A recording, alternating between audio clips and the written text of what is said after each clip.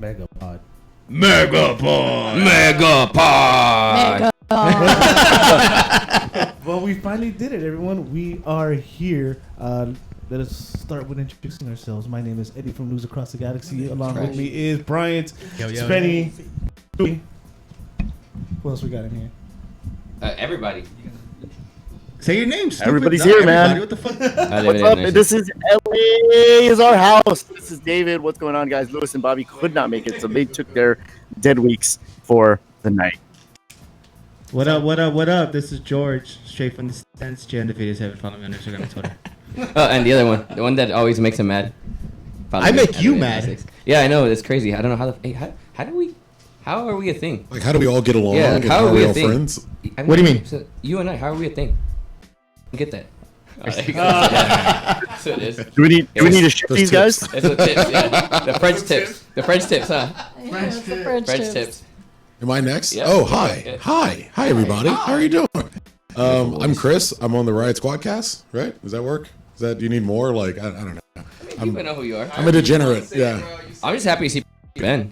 Producer Ben's here. Hello, sir. Producer Yes. Large news! Yeah, there you go. Large news! I'm Ben. I'm from the Squadcast. It's nice to be here, guys. It's nice to have you guys. Oh, see that? That's what I said. All right, so I have anything now. Let's do this. we just shitted on I'm ready now. everybody. Hell yeah. I'm ready. Experienced. All right. Hey, everybody. It's Michelle from Simply Soccer. You also know me as the writer for MLS Female to cover LA Galaxy. And, yeah, we out here finally made it with the boys. Here we are. Hey. Listen, how I identify. See, ladies, Oh my God, you can get guys to listen to you. So, Or at listen, least I can. I have a question. Not yet. No, I'm going to ask from the back. we gotta wait. No, you already introduced himself. Yeah, it's Yeah. well, most of the podcasts are Corner of the Galaxy couldn't make it because they're moving. First to Five is on vacation, right? Yeah, he's Okay. Oh, nice. Congrats. Yes. So most of us are here. Must be nice Go to ahead. Go ahead with your question, Angel. Well, actually, no. Before your Fuck off. question, What are you doing? loosen up a bit. Oh my God. That was it. Cheers, cheers, cheers. Hello. Cheers. What's the cheers for? Victory or to get us together? To fuck LAFC. That's nice. You're back? Oh, go. I can shoot the Oh, whiskey. Yeah. You do. She's from. All right, I'm gonna since Yes, since I I'm am. over here by myself, I'm gonna go ahead and crack. What are you this one drinking? open. Represent the 818. I'm out here. That's good. Angel, go ahead, man. Get it out. Get it off your chest. What was I even going to ask? I forgot already. There. Oh, I don't remember. Yeah, something from your That heart. shot just him. Just Are we go starting? back in I time. think I With just, the yeah. board? Just erase everything. I just erased everything. Wait, Everything. Dave, you already opened your can? yeah, dude. All right. In honor of balls and beers. Be a little bit weird, but on the stream is good. Okay, cool. Show, do your thing. So Eddie. fuck it. Well, Angel remembers. One fun thing about this rivalry is the banter. Well, at least our banter, because they suck at it. But anything. What rivalry? What are you talking about? What rivalry? Oh, rivalry. This Okay. fabricated fucking ESPN Disney rivalry. That Sony and Disney nah, for Spider-Man. no. No? All right, never mind. I'm going. Oh, no, Jesus man. Christ, I shouldn't have tried. That's a better rivalry. Okay, cool. But Checking out the yeah. live chat. Anything caught you guys' eyes online? Anything worth mentioning? To be I have honest, not I've been staying on the out. socials. Like, just in general. Yeah. I've obviously been from the ACB side because we're posting all that information. But other than that, I've stayed away from the socials this whole week. Like, I have not been, other than what we're doing for shit from the stands or getting ACB, I have not paid attention to shit. Say, I doubt. I do not want a rabbit hole. That's I've basically existed on Twitter for the last oh, there it is. 4 days. This is what All I'm right, here. let's hear from you then. Yeah, let's hear I spent it. the last like 3 or 4 days constantly fighting people on Twitter. It's a wonderful place right now. Oh yeah, dude, your Twitter has. There's- But I feel like hold on, but I feel like zero Twitter and Twitter. There's a lot of intersection there, but I hope feel so. like the zero Twitter also has a separate little space in the universe because people tend to fuck with you, dude.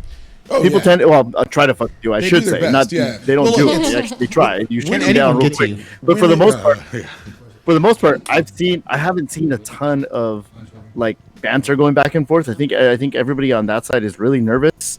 I heard some ridiculous things on one of their podcasts this week, and we can get into that a little later. But for the most part, the only thing I've seen is the billboard that the Galaxy put up of Zlatan getting vandalized. I mean, I agree with you. There's like a weird subsection of people who follow me, and even from like other MLS teams. Over 1,000 people. Numbers. Say the numbers. No, say the numbers. I have no idea. I know my wife has more Twitter followers than I, which is all that actually matters. Respect. Respect the game. I Respect followed the her game. from 2 of my personal accounts to make sure that number, your wife's number, stays above yours. That is a great A-dick move. I appreciate that. Nice. No, but I haven't seen anything. But honestly, what can they say? What are they gonna say? I think that's it. That's the reason. That's like, what can you say? You were the laughing stock of the league, and this last time we played, you know, instead of trying to make a commotion with your gimmick, it completely turned on. They hide. They do a lot of look, mom, look what they're doing. Oh, look when they're so mean to us. It's so bullshit. And not only that, but what can you say? We'll get to how that shit turns. What can they say? I mean, they're in first place. Cool. They're in first place. Cool. I'm happy with them being in first place. In league history, it doesn't favor the person that wins the title. Out of 23 championships, only 5 organizations have done it, and the Galaxy have done it twice. Exactly. So, I mean, more importantly than doing it twice, we have the only 2 that actually matter. There's been 2 seasons in the history of MLS with a balanced schedule: the 2010 MLS season and the 2011 MLS season. We can't talk about that because they won't understand what. But we're means. the only supporter shield holder of a balanced schedule. Yeah, they were. Yeah, but they know. They know. I mean, dude, well, it's pretty funny the whole billboard because that piece of shit marketing director, whatever, fucking Rich, the guy that pretty much bought us jerseys so we wouldn't talk about the cooler anymore. Oh yeah. By the way, how's your cooler? What about it? How's your cooler? Oh, it's still fine. It's keeping it cool. Wait, what about that pussy? What did he do? Oh, he. I don't know the story. Oh, so backstory about what happened. All right, you guys know the cooler story, right? About what happened. Oh yeah, of course. So boom, story time. Everybody knows the cool. So what they mean, like what happens after is that guy contacted us because they took our info when that shit happened. So he contacted me and he was like, "Oh, you know, we're sorry for what happened. These guys are really cool. You know, we want to invite you to a game and come meet them." I was like, "Fuck no." What the fuck? Yeah. What? Yeah, I was like, "Nah." And then yeah. So one of my boys that was with me, his wife, she freaked out. So she like got everybody's pictures and everyone on TV, you know, how they had their stupid Twitter handles and shit. So we pointed them out. My boy sent the email like, "Hey, look, these are the people, you know, fucking take action, right? These guys stole our scarves. This guy obviously broke the cooler. This guy, the one that threatened us." And the guy got back to us like, "Oh, we can't do that because it comes, he said, she said. He said, she said. So don't worry about it, though. We gave the guy that broke your cooler the max ban." And I was like, "Fuck, that's fucking whack. I guess he can't go to the games for a year. Then what?" He's like, "Oh, no. The max ban is only 6 games." Oh, what? Yeah. That's Angels. Angel could tell you that's not true. It's not true. I can tell you it's not true. Did somebody say? Did he say something? Because I can't hear him. Yeah, he was saying he that. basically said, "Talk about bands." Oh, hold on. Which one? So anyway, this dude, he kept like insisting like, "Oh, is there anything we can do?" We didn't even say anything about our jerseys and like, "Oh, you know, can we replace your jerseys?" We're like, fuck it then. We'll just take them. We took 5 jerseys and it was like 3 of us. So fucking asshole. Yeah. At least he something back. So anyways, fast forward to yesterday. He posted the billboards and he's like, "Tale of 2 cultures," and he like circled where it says, "Together we fight," or together we win, or something. Yeah. Like that. And then so I commented under and I put, "Yeah, tale of 2 cultures," and I put together we attack, and I put the video of the cooler. You know what? I don't want to say much, but my buddy I used to work with a couple of years ago knows this guy, Rich. Introduced me to him a couple times because he was doing a nonprofit. He bashed the MLS so much before even becoming. He seems like the type. Like he was like, "Oh, European soccer is where it's at." That's why I did the little tour. I can't take this that seriously. This is LAFC Rich on Twitter. Yeah. That guy bought you 5 jerseys. Yeah. Well, LFC bought us 5 Galaxy jerseys. Word. I'm gonna go fuck with this dude on Twitter. Yeah. All right. Hell yeah. This is why you gotta live on Twitter, man. I'm about that life, but you guys know how. You guys know how I am, right? I have an attitude problem, and I fall into stuff. And if I get on Twitter right now, I'm gonna Listen, I'm already and gone. I'm still dead. This I'm is the still rest dead of from my yesterday. night. Look at my Everyone eyes. follow Chris Tucker. Zero cool? Yeah, 04138. All right, There it is, If you y'all. want somebody Have a to good bother time. you with Over a fucking thousand. Over a inane thousand nonsense. followers. Yeah, Over 1,000 followers. Eddie, But because Eddie, you were bringing up the it's funny. It's funny. the billboard stuff. Think about the One more on time. the billboards, and the one thing that they complain about is like, oh, look at how the Galaxy is only about Zlatan. But if you go back to the LAFC social media, all you see is Vela, Captain Yeah. Vela. It's like, dude, they do the same thing. Like, I don't know what this gulf in cultures is. It's just, you know what it is? It's like, I don't know. It's a way to hook people. It's the Make America Great Again. All over again. I get it. Look, it's creating your own narrative and just pushing that out so that's the only thing people see. But I mean, it's not true. It doesn't even take much to dig into it. Like you just can't see it. Like I listened to a guy from LAFC say that the Galaxy, the LAFC already owns the rivalry because they already have the market share, they have the location, they have the spirit of the city, they have City Hall, they have investment in the community. They have international recognition. That one made me laugh a lot. Where? What the fuck is that? They have. I heard the same Get thing. this. This is my favorite one. Influencing the progress of the league. That's where LAFC wins. The only thing they don't have is the only thing that matters in the riverry. The win. Yeah. That's the only thing they don't fucking have. And it's amazing that like that dude. I sat there laughing. I'm like, this man is delusional. There's no way that they think the LAFC has more influence over the league than the Galaxy has had influence over 20-something years. Yeah. No, I was just saying that it just sounds exactly like everybody drank the same Kool-Aid. You know? Like they really are like even the players gotten to that point. Yeah. Yeah. The players are regurgitating the marketing speak that the LAFC is putting out there. And it's simply because they have nothing else to hold on to. They have to put that out there. If they don't put that out there, you know, they're admitting to them they're the Mets in this town. And you know what's reverse psychology, saying that this is the only thing that we have to hold on to. This is the last of we're dying breed. It's so stupid. Psychologically speaking, that's exactly what they're doing. They're projecting themselves. They're putting out there what they want to be and what they, you know, it's all a narrative. They're just telling a story. None of it has to be true as long as you say it enough times. I mean, come on, look at politics. You say it enough times, people believe it. But the next step for us though is to actually win too. So besides this game, we have to make it further in the playoffs. There's no more excuses already. We got the coach that we're backing. Agree. We got a team that, you know, at times shows us the potential of what they can be. So it won't matter too if we just beat them and we don't do anything. We're not used to that. It's not our culture. It'll matter a little bit. It will. Well, a little bit, but at the end, if that's all we're gonna have, then failing too as an organization. Absolutely. Go ahead. I agree with that, but I would say that we're failing on it's weird. It's like we're failing on a different path. So if we say we don't go further than them in the playoffs or we don't even get out of the first round, sure, that has nothing to do with them. Like for where they center themselves as an organization, or seemingly specifically around what we do. Yeah.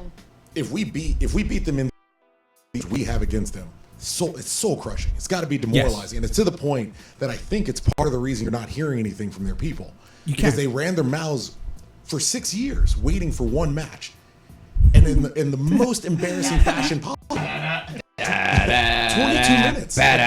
22 minutes, and someone that they were like a 36-year-old over the hill. We made history for them. They made a video saying he came retired to retirement league. He's done. He's washed right before the game. And he gave him a show. We made history for them. We gave them their first loss. Yeah. He did. He says he's going to. Yeah, you're right. But he did the thing he says he was going to do. But there is a second narrative of our own failings, our own individual failings as an organization, as a group over the last 5 years, give or take, coming up on 5 years anyway, where achieved and we haven't gotten as far as we needed to and kind of done the things we needed to, but that's still separate from the individual rivalry match that we need to continue to kind of do business on. I think we're on the path to succeeding in the second narrative. We're on the path to getting back to the playoffs and doing well in the playoffs, going deep.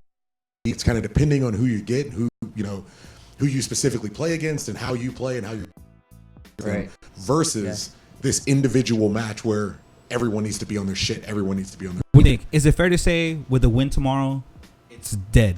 There is absolutely no rivalry whatsoever. It doesn't. No, they're hold on to that. No. I'm saying another Galaxy win. For me tomorrow, it's Judgment Day.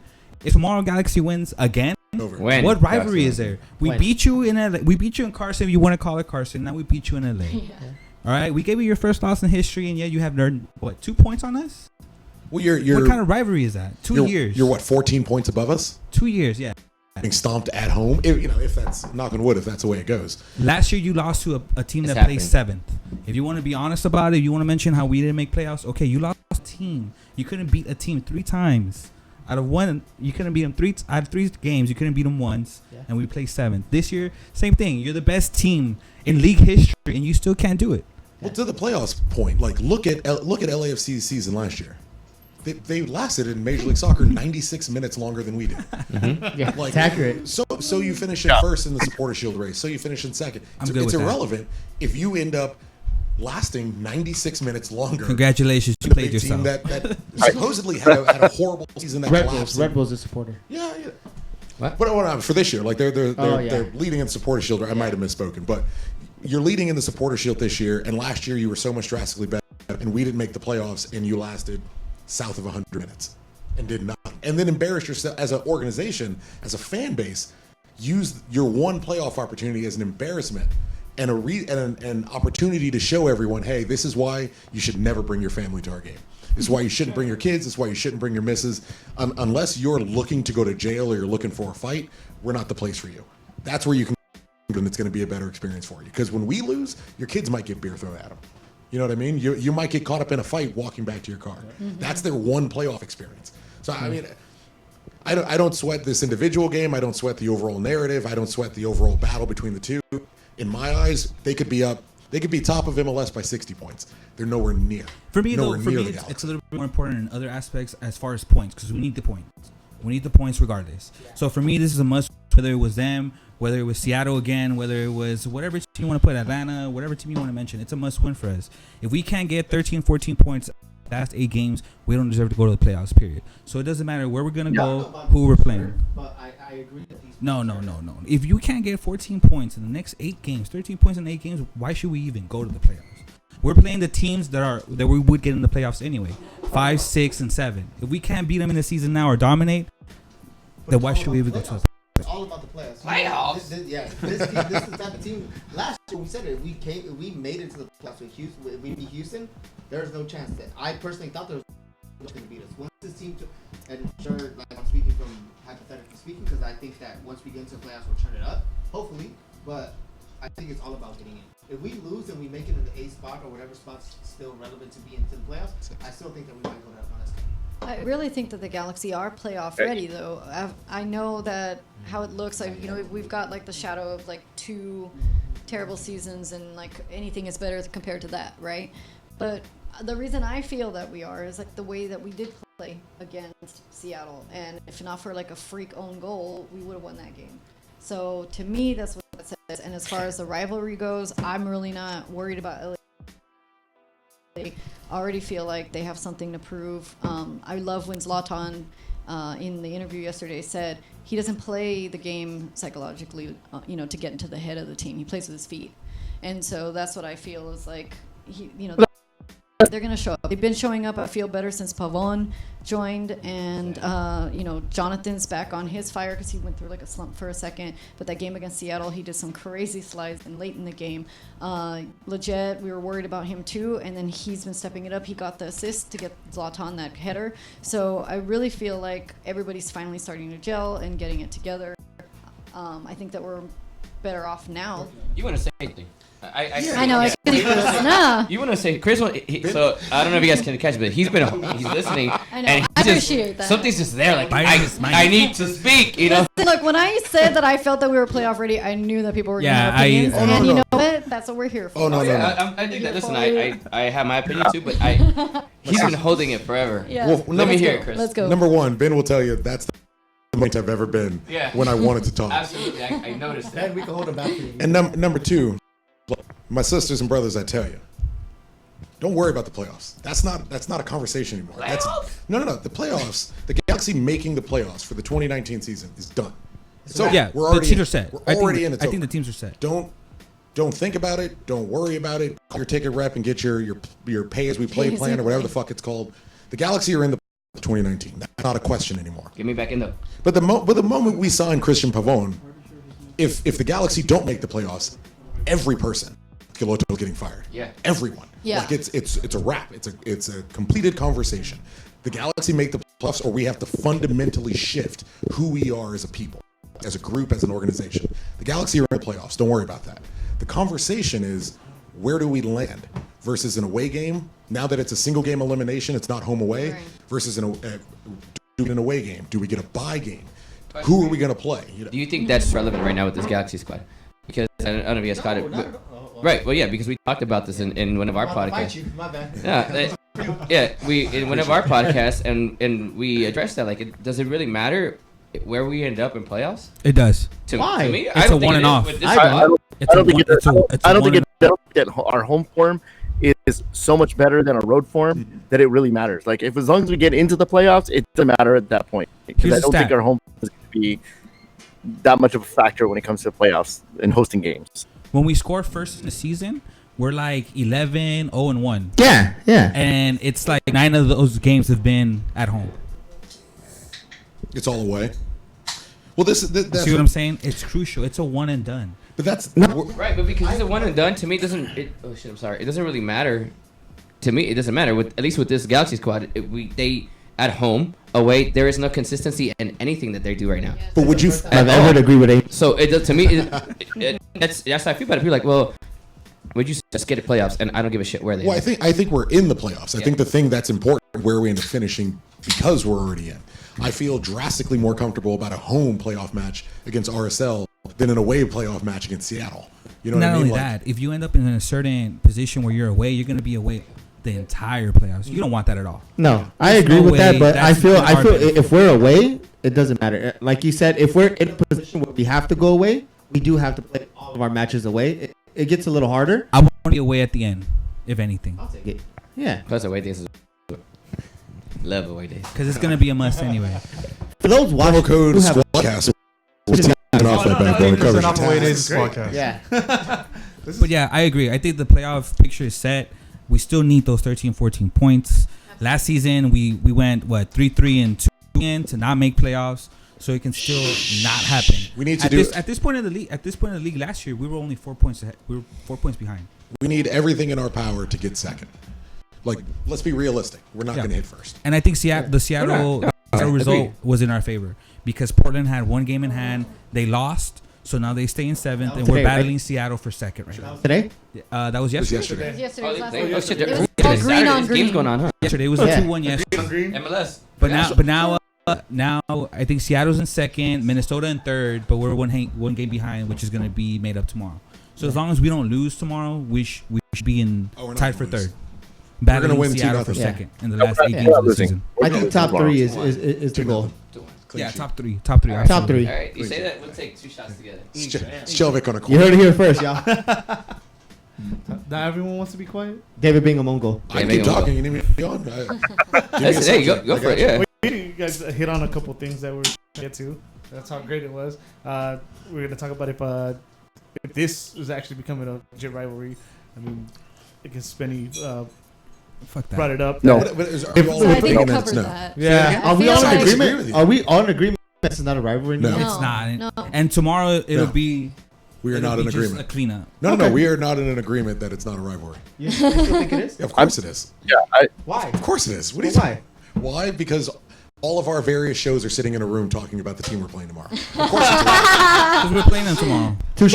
Touche. To me, Touche. There you go. I'll take one. to Dave, me you it's were more going to say important to something? just beat whoever was going to come up next tomorrow. But where were we all sitting in the same room when we played DC United? Hey. Where were we all sitting in the same That's room when we saucy. played San I Jose? can see that. Well, also, my pod is new.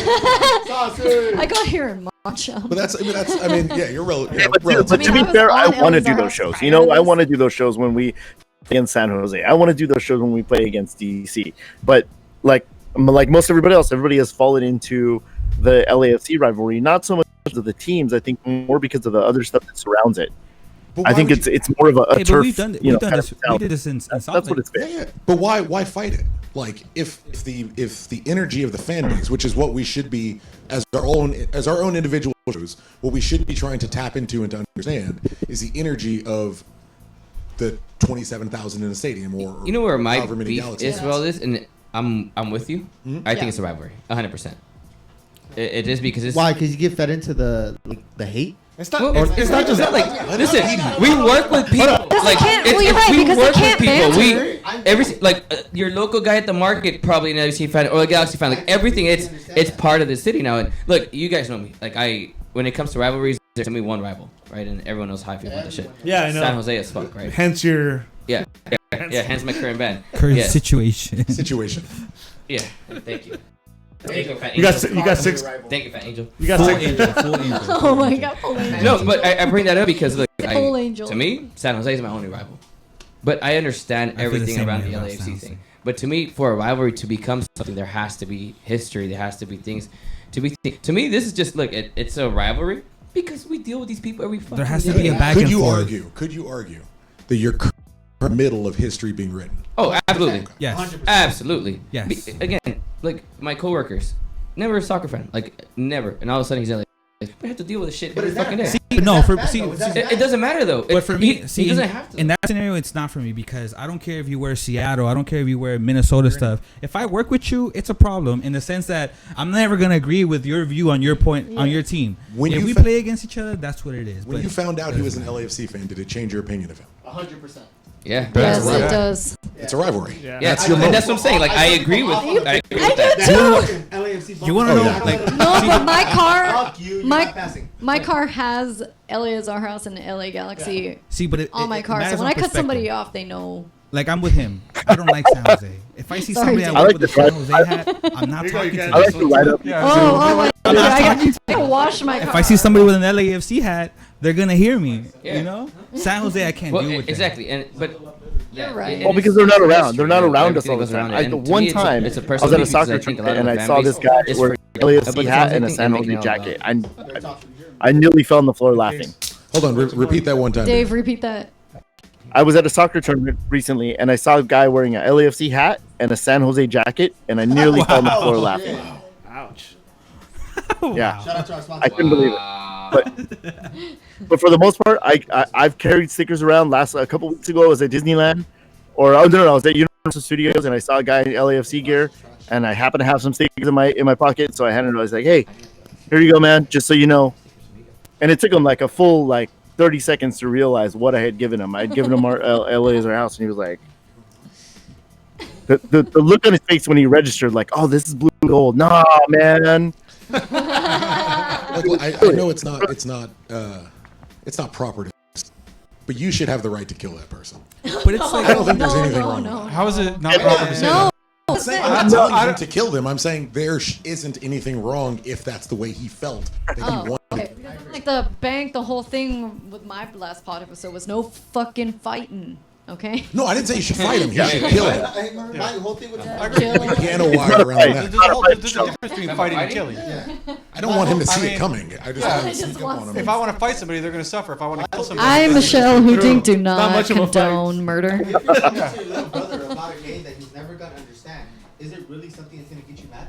It's like we're talking to our brother, like to understand it. They don't. Like if my brother no, were that's talking a about good hip way to hop, put it. like, That is a good way to It's put like a rivalry to me. Yeah, take a shot. Little real quick. brother, noisy neighbors. If my little brother hates Biggie Smalls and I love Biggie Smalls, he doesn't understand it. Why the fuck am I gonna be mad about that shit? Would you agree then if there's a Galaxy win tomorrow, it's dead? It's over. Yeah. Yeah, it has to be. Can we agree with that then? No, I don't think so. I think they're going to hold One on more. because There needs to be one more. If we win tomorrow, they're top of the beat them league. in the Hold on, playoffs, it's over forever. Wait, Dave, go for Dave, it. repeat it True. one more time. The only way it could get extended if anything is if we meet them in the playoffs. But as far as if tomorrow's the last time we play them this year, this kind of year, this season, I think it's done. You can't bring it up. You can't consider yourself a rival. You can't consider yourself anything. It's always gonna get us wild up. Consider though. yourself It's- saucy. It's gonna get. It's always gonna get. Well, I'm gonna shoot. It's always gonna get us. If you see it on Twitter, it's gonna get you mad. It's gonna get you bothered. You know, That's the honestly, only reason- that's the only reason they but relegate. honestly, you know what it did it for me? It was this last game, because I expect so much more of an atmosphere at our home that when I got there, I saw too much calmness on their side. too many I Galaxy get fans that. taking Yeah. a friend from LAFC. I walked in and they looked stupid as fuck in those camos, and I couldn't take them serious. I couldn't see them. And it, like, I didn't know they were there. like I don't know, it Like just chameleons?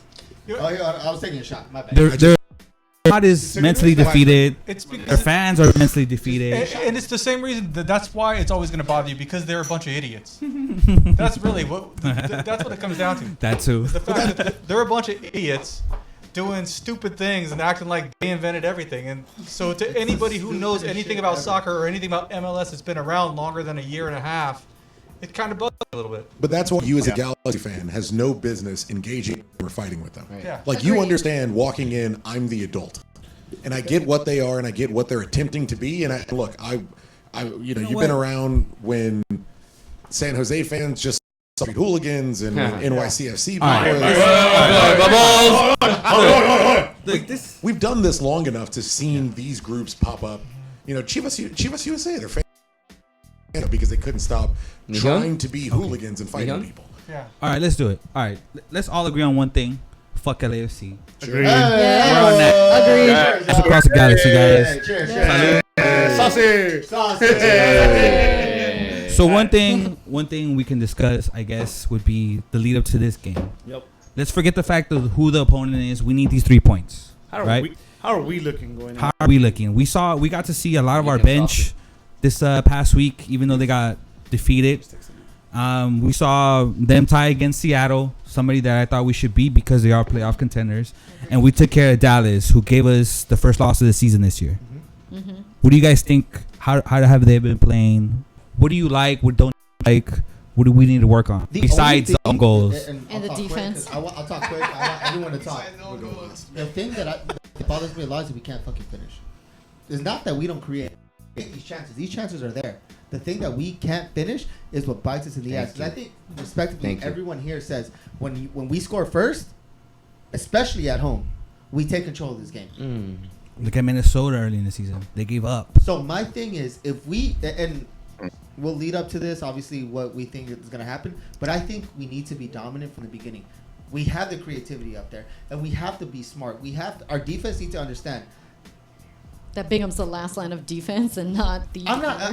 Most saves in the league. I'm not down with that. Hey Tucker, we're gonna fight later. Yes, sir. Why would we? Most saves in the league. Why would you and I fight? Mention Bingham. Most I have saves so in the much league. love for you.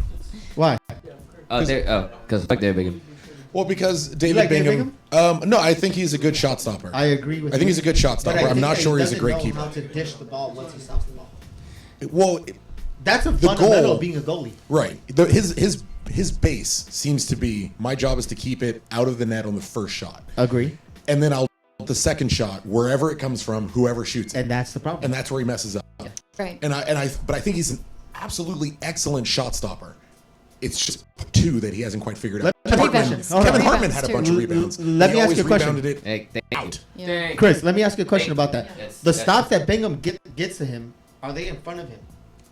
The stops? Yeah. So have you ever seen David Bingham make a Jaime Pinedo save where he has to like twice? Okay, which isn't nearly okay. Enough. So to me, my he's problem gone crossbody a couple times. So my problem with that is that if the ball's straight dead at you, you have to do better. If you're not, if your agility is not to, if you're throwing yourself on something that's not gonna that was supposed to go in and you saved it, and then your defense should be there, then that's on the defense. But if the ball's coming straight dead at you and you can't dish it to the side, that's on you. This is where I will take our various listeners down a little Galaxy memory lane. Okay. Most of the shots that Bingham parries are all things that Donovan Ricketts would have caught. Yeah. They're all things that Jaime Pinedo probably would have caught. It's a monster, at least in his first. But that Ricketts at least would have parried out the field. That Pinedo probably would have caught. But Jaime Pinedo, arguably our best keeper of all time. You're talking about a 6'4" guy compared to a 6'1". But if you look at go to the less notable, famous Galaxy keepers.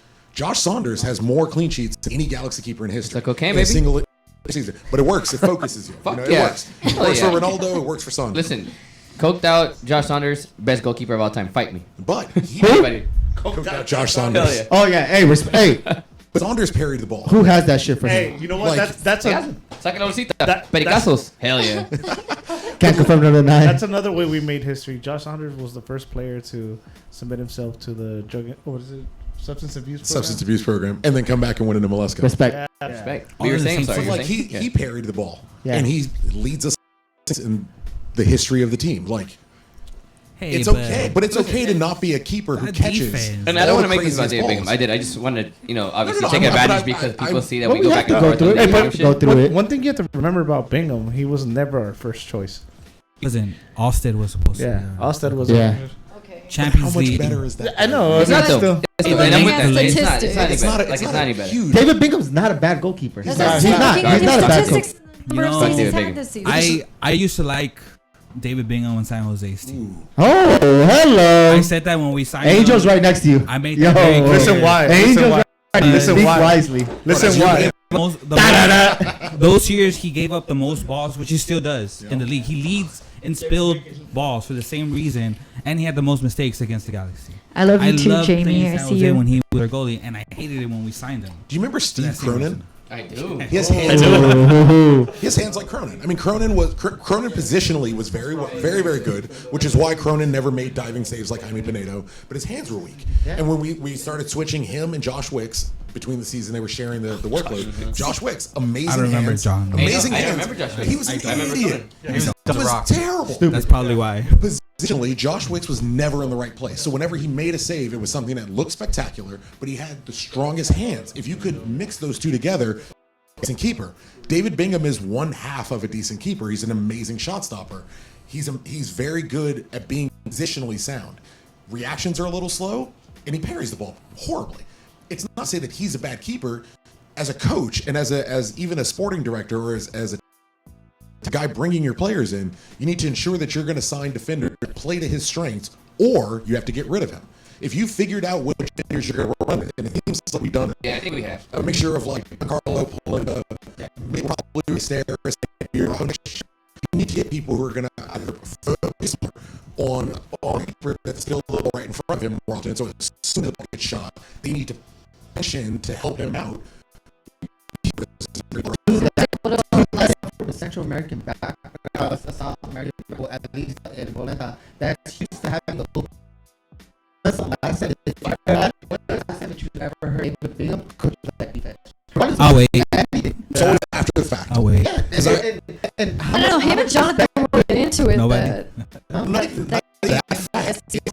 It's like as soon as the game is over, the moment the game is over, it's like, Rolf Felcher, what are you doing? And it's like, I need that, brother, but I needed 30 minutes or at least 45. exactly how you. That's the goalkeeper we need. I'm not saying that things about I'm completely with you, but I think that he needs to have a voice in that back. They need a leader back. I think they just need one shot. The one thing I missed the most out of Robbie Keane was that Donovan, if you were Omar Gonzalez, or David Beckham, you didn't put the ball where I needed it. This is where I need it. Okay, exactly. And it wasn't like it was like I need it right here. You can do it. Put it right here. And we don't have that anymore. Honestly, I am so frustrated with Antuna because you put him on the right, he can't cross. So what are you there for? Who do you put? You don't let him cross the ball. You run your overlap better, and you don't let him cross the ball. Felcher can't cross. I'll take, you know what? I'll take Felcher's cross over Antuna's. I agree. Maybe put But Antuna was also the fact that he could take the ball into the goal. I think that's okay. And you just speak to someone else. Who crosses the ball than Antuna and drives the ball? But that's like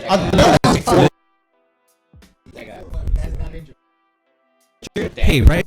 We're the healthiest we've been. the injury doesn't matter. He was pointing at Anthony.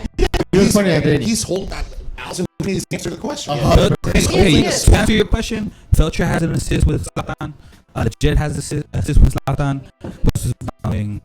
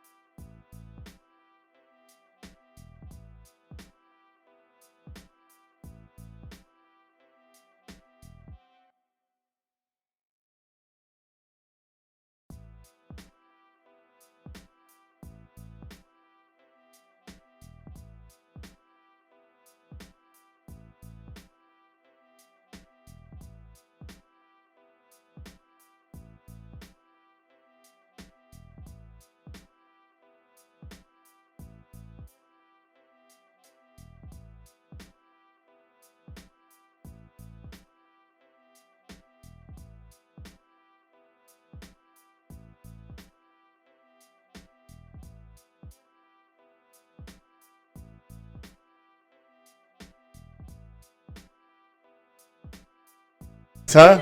Oh, there's the audio. Hi. Just me right now. So if you guys can hear me. Alright, guys, for those watching and listening, Yours is not on. Yours is not on. Yours is not on. All right. We're working on audio right now. We usually don't have that many people here. Other many mics, so we're working on it right now.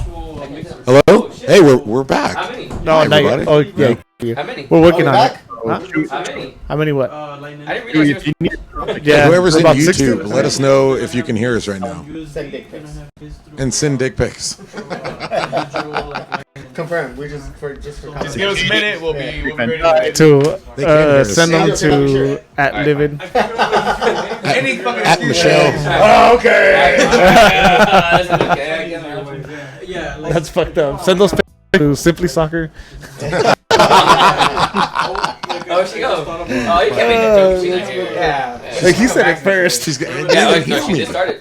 Yeah. That's Dude, that's tight. My voice is over. My girl says my voice is overpowering. God Oh, damn no. it. What's up? What's up, girl? Hey, Oh, baby girl, give me a chance. look, Erica. How you doing, girl? Yo, Won't you please let me back to your heart? look. Yeah, I I just do need know. you. This. Hold on. This is what I need. I need you guys to just baby. sing that song, and I'm gonna Yeah, talk to my yeah, missus. yeah. So what's up? When I had you to myself, Listen, girl. you run around. You know goddamn well. Faces always saying you my number in one. a crowd. My only. Someone picked you from He the doesn't bunch. know One it. look Listen, I know a lot of you. Now it's it's just too late for me to take a second look. Hey, son, Erica. Oh, baby, give me one more chance.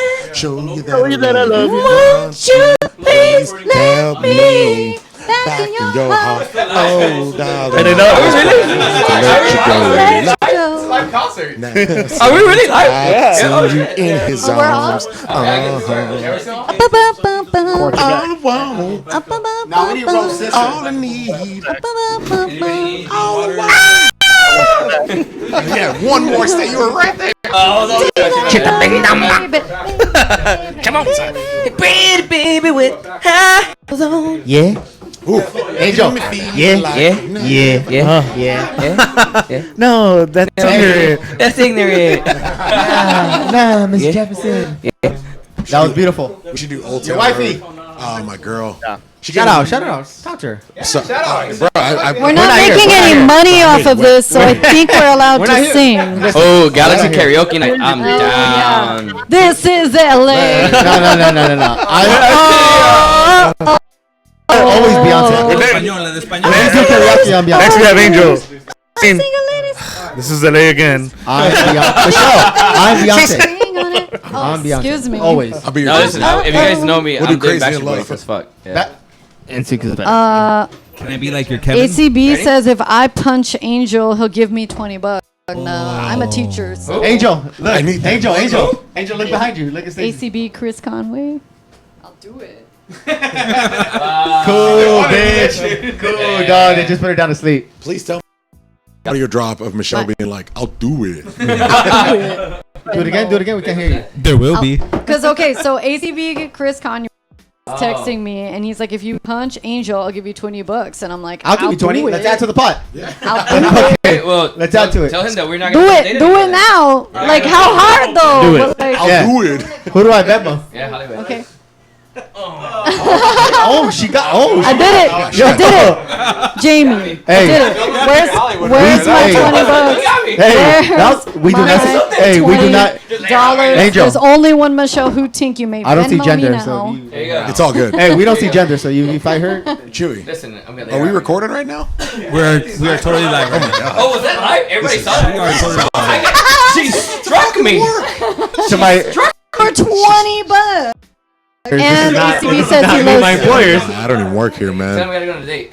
Alright, Okay, ready? they're going out on a. Bro, apparently we're recording the whole time. Oh, sorry. All right, so I'm back. I'm leaving my life in your hands. Your hands. People say I'm crazy and that I am I'm blind. not blind, baby. Risking it all in a glance. But how you got me blind. All right, we're good. He's not done. Solve mysteries. Can't get you out of my head. Both of my heads. heads. Hey, are you guys? Are we all back? Yeah. We gotta do the chorus. I don't care I was waiting for the chorus. You are where you're from. La Mara. What you did, as long as you love me. That's dating in your 30s. Let him drink it out. Hey, drink it out. Hey, Drink drink it it out. out. Yeah, Jesus Christ. Who hurt you? Who hurt you? Who hurt you? Girl, I can't say What's his or her name? I just want to sprinkle this out. his name. Excuse me. Hey, no, No, I'm hanging with a bunch of guys and I like soccer. I'll never make you cry. Like three people. Three people want you to know. All right. It's okay. Three So people want that was you our to know. audio test. You hurt me. Halftime show. It's over. Halftime Halftime show. show. Time's up. Okay, we're getting back. All right, cool. Thank you for. Let him talk. We Let him talk. at one point did not David's know we talking. were David's live, got so something. you're welcome for the David's extra talking. content. David. David Saucy. Angel, can you confirm or deny that the next season He event is can't. going to be David, he karaoke can't hear you. for all of us? You gotta say it louder. David asked louder. if he can you confirm or deny that the next member event will be a karaoke night? I can confirm that we're gonna do golf during the day and karaoke tonight. I can confirm that there's a chance we'll go to karaoke after this. Yeah, tomorrow. I'm down. I'm so down. I'll do it. Hey, I'll do it. I'll do it. The title for She this. struck me. You guys saw that? She I struck saw me. it. She did it. For $20, you It's guys gonna- don't it's Hey, understand. I got my secretary on it. Mega The struggle karaoke. is real. Michelle. I'm doing Postmates and a side marketing gig Michelle. in addition to I've teaching. done- Hey, shout out Popeyes. Send. Shout out Popeye. We're not sponsored. Okay, wait. We're not paying for that This plug. is not. This is. Okay. We're sponsored by News Across. I'm not gonna Chris, shout out Popeyes, bro. Chris, Come on. sorry, you were saying. You can't shout. I've done way worse for $20. Oh, okay. Than Oh, punching damn, Angela. okay. Oh, Like- yeah. Hey, what's up? Story time. Hey, this is Business. isn't That's the whole thing. Halftime's over. Halftime's over. All right. taxi Where we cab at? confessions. Squadcast So where we confession. at? Where are we? All right, Eddie. All right. Hey, Angel, We're back. you are We're back. awesome, and they're also gonna Venmo me the $20. Boom. All right, so we're back. Yeah. We left off tearing David Bingham a new one. No. No, No, we didn't. All right, so we Penny left and off- we No, left- I defended him. He is my goalie. No, we left Look, off talking about realistically, Antuna. we went off on a tangent, right, about that because I want to address it with people that obviously Right. have different Jokes, opinions here, right? But let's move on to where we were. Here's my here. here's my opinion on that. Dave's got Dave. it. Oh no, we got an Dave. opinion. Eddie has an opinion. Dave. Wrap us Dave, up. Wait. Dave, not you. Shut up, Eddie. Wrap up Dave. Bingham. Dave. Here's Bingham. Here's Bingham in a nutshell. Okay, Bingham can be a great goalkeeper when he's hot, and he can He's be always hot. the worst goalkeeper hot. Like And sexy. he's streaky, just like the Galaxy. He's like really streaky. So we just gotta hope that he gets hot, Yeah, that's fair. and we'll be fine. You know, honestly, if we're gonna see it that way, Bingham has been the most Galaxy player as fuck in the sense of he's the most consistent, and that's been the most consistent thing that we've had this season. You know what is one thing I say about Inconsistency. Bingham? Because I hate him, which I do, and you guys know why. But every time it comes against LAFC, he Shows has up. great games, and I'm okay with that. Also, I wish like, he was show up against San Jose. Obviously, he doesn't, but at least he shows up against LAFC. We went undefeated against all Cali teams last year, so it's just this year. well, we can also like. This year was kind of rough. So say we don't play Bingham. Let's start the guy But who that's wasn't the good problem. enough to play for Minnesota. Listen, No. that's, But that's where you're at. Like, exactly, that's the decision that's you're fair. making. That's fair, and we have no one. We have no one Yes, right that's now. 100% He makes a decent amount of money. I think Guessman said he was like ninth highest in MLS. He makes a fair amount of money. Yeah, it's decent. He's not Yeah. He's not probably worth it, but he's domestic. And there, if you keep wanting to bring in Argentinians and Swedish players and Mexicans and all these other guys, you need some domestic It's fair, look, players. and I've been on record said this multiple times. I'm the believer that you don't spend. Look, people want their Memo Choas, they want their, I want whatever. not- they I want Don't Navas. spend that money on a goalkeeper. They're Giovanni Dos Santos. I am absolutely against spending DP type of money or even TAM level money against goalkeepers because in here Americans, the one thing that we do make It's America. we make decent goalkeepers. Tim Howard. And Yeah, again, yeah, listen, Tim I don't Howard. mind. Well, Again, I am a Bingham hater, and we my need- Bingham we hate need to make- is because of his salvation. Hold on, Dave. What's Go up, ahead, Dave? We used to make decent goalkeepers. We haven't made a decent goalkeeper since Tim Howard. The problem think is Sean that we make Johnson decent goalkeepers and then they go to Mexico. Name New York So City. we can't say that we Not can't say that we great. haven't Not made great. decent goalkeepers. Yeah, Jesse Gonzalez. Guzman did well. Uh, Hassad, what's his name from Philly? Yeah. And from New York. John. Yeah. He's the guy from Philly is Jamaican. Yeah, he's Jamaican. Oh, The my guy- bad. Yeah. What's his name? Johnson But is then both Johnson Hamid from New and York? Johnson have issues. Yeah.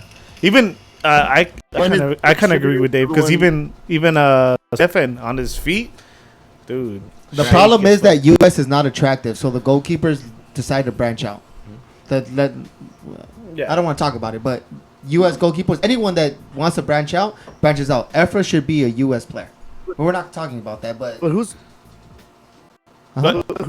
abroad right now? It's a goalkeeper. Just Stefan, Jonathan, But Klinsmann. that just happened. You know what I mean? Like we're not producing good goalkeepers anymore. Well, we're not producing World Cup teams anyway. So it's not attractive. It's not attractive to people. I think it's a big concern for the Galaxy. Chris has to say, like, We don't oh, have. Chris is about to explode. That's hold on. Let me say this. Chris is gonna take a shit or talk. Chris is gonna take a shit or talk. There's no in between. He wants to say something. It's just That's an unfair assessment because we're not competing in these tournaments that we need to be competing for you to judge 100%. a world class or a non-world class. Well, not even goalie. that. It's the wrong question. Like I'm trying to be respectful. I'm sorry, but it's like Let it out, let it out. But it's not a matter of whether we're attracting a top level, even domestic goalkeeper. We don't need to be. We need value for the money that we're putting out. We need to be realistic in what we're going to be able to get. Realistically, we're not signing Memo Ochoa unless we're signing him as a DP. So the idea that we're signing him as a TAM player is ridiculous. It's nonsensical. What you need to do is make a better investment over someone like Bingham. Like part of the issues with aging goalkeepers is think of a Buffon. They can play so much longer that the window where MLS is willing to actually spend money on them gets smaller because they don't have to leave Europe until they're damn near 40 years old, which is when we're out on them. I had a problem with Bingham being on the team when Shiggy was running the team because we were in an American philosophy style of play. Right now, I'm fine with Bingham because if we're going to keep GBS, he's going to usher us into a South American style of play. And if the league is stuck in a U.S. mentality style of play, Eddie, what do you always mention about the U.S.? We do great against European teams, so we crack under South American teams. Our team is not going to be no longer what it was under Shiggy Smith. It's going to become an international South American team. And I'm okay with that because if we watch them or when we play against them in these tournaments, they're very aggressive, they're very physical, which is what won us some of these games because we're so physical. When you watch highlights of some of these high-scoring teams like LAFC, nobody presses them. They just kind of try to contain them. What we did in Seattle, FC Dallas, LAFC was we pressured the ball as soon as they got it. Whether it was, on our side of the field, their side of the field, we've been pressing the ball, something that Zlatan hasn't done for the first, 14 months that he's been here. These last 2-3 months, he's been helping with pressuring the ball on the opposite side, which is something that he hadn't been doing. It was something that GBS changed because of what? The philosophy that happens in South American football. I agree. I don't think that affects us as far as signing a more competent goalkeeper than Bingham. What I'm saying is we don't need to anymore. But where do we find that? No. That's what I'm saying. What I'm saying is before we needed to, because of the style of play that we had, it was a style of play. You kind of play the counter, you open up wide. With this South American style of play, we're aggressive. We're getting after the ball. It's about getting the ball forward and pressuring as soon as Can possible. we say that the Galaxy dropped the ball with Jaime Pinello?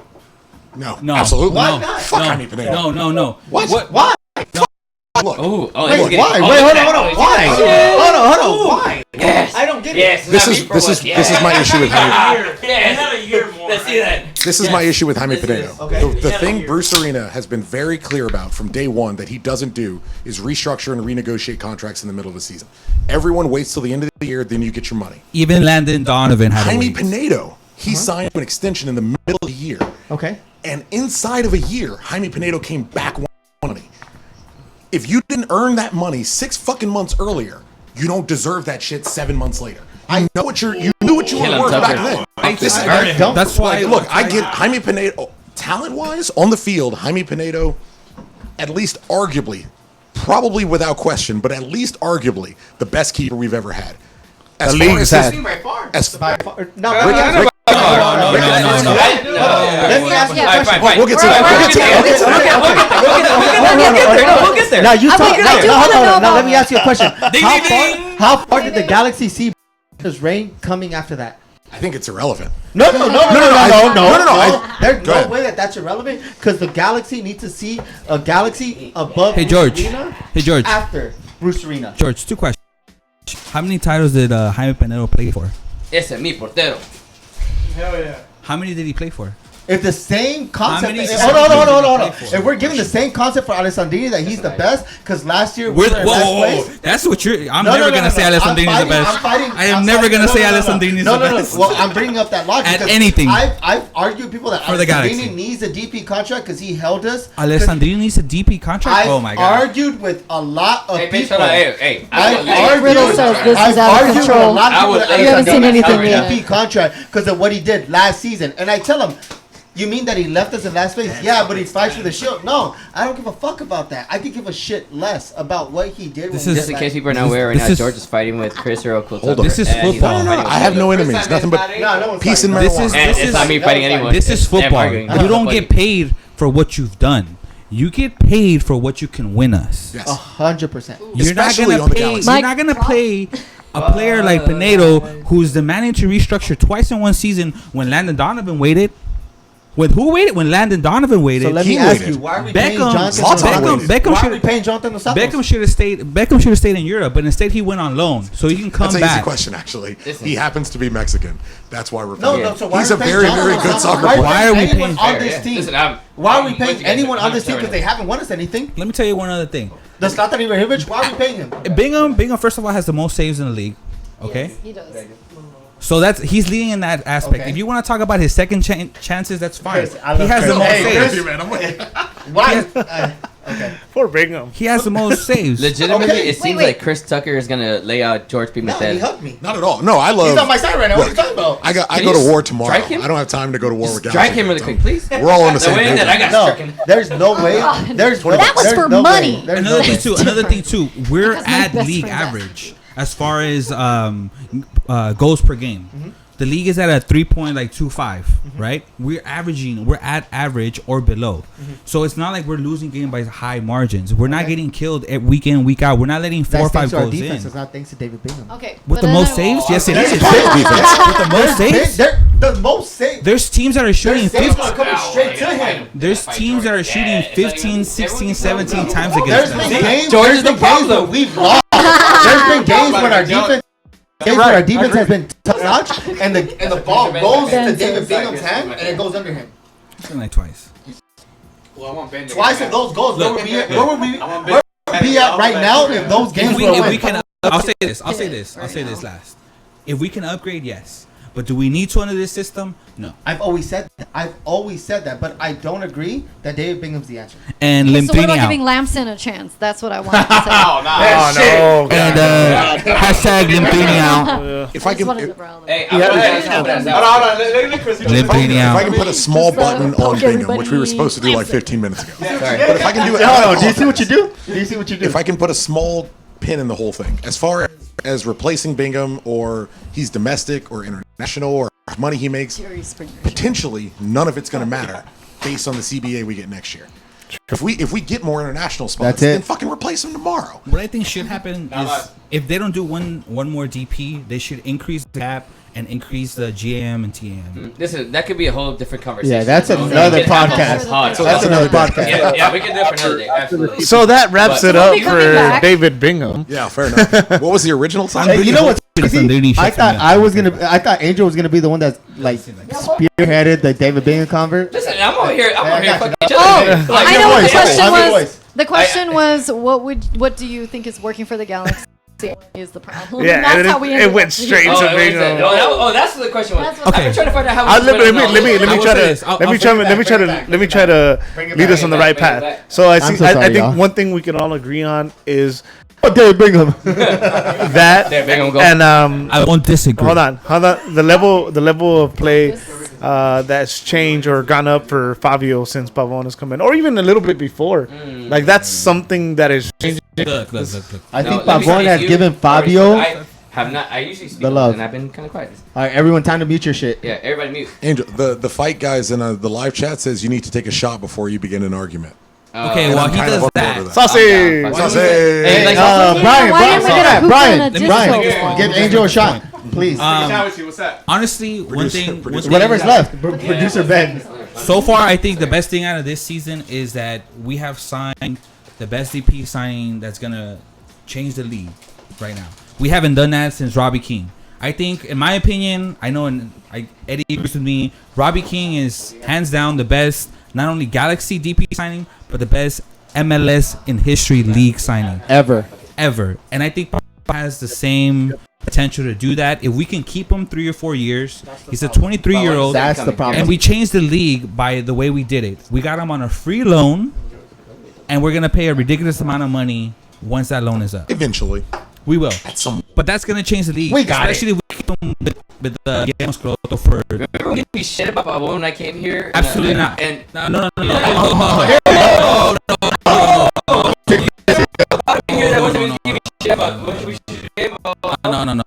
The question that was posted that day, for those that watch, the question that was posted that day was if today you can switch Pavon for Satan, would you do it? And I said no.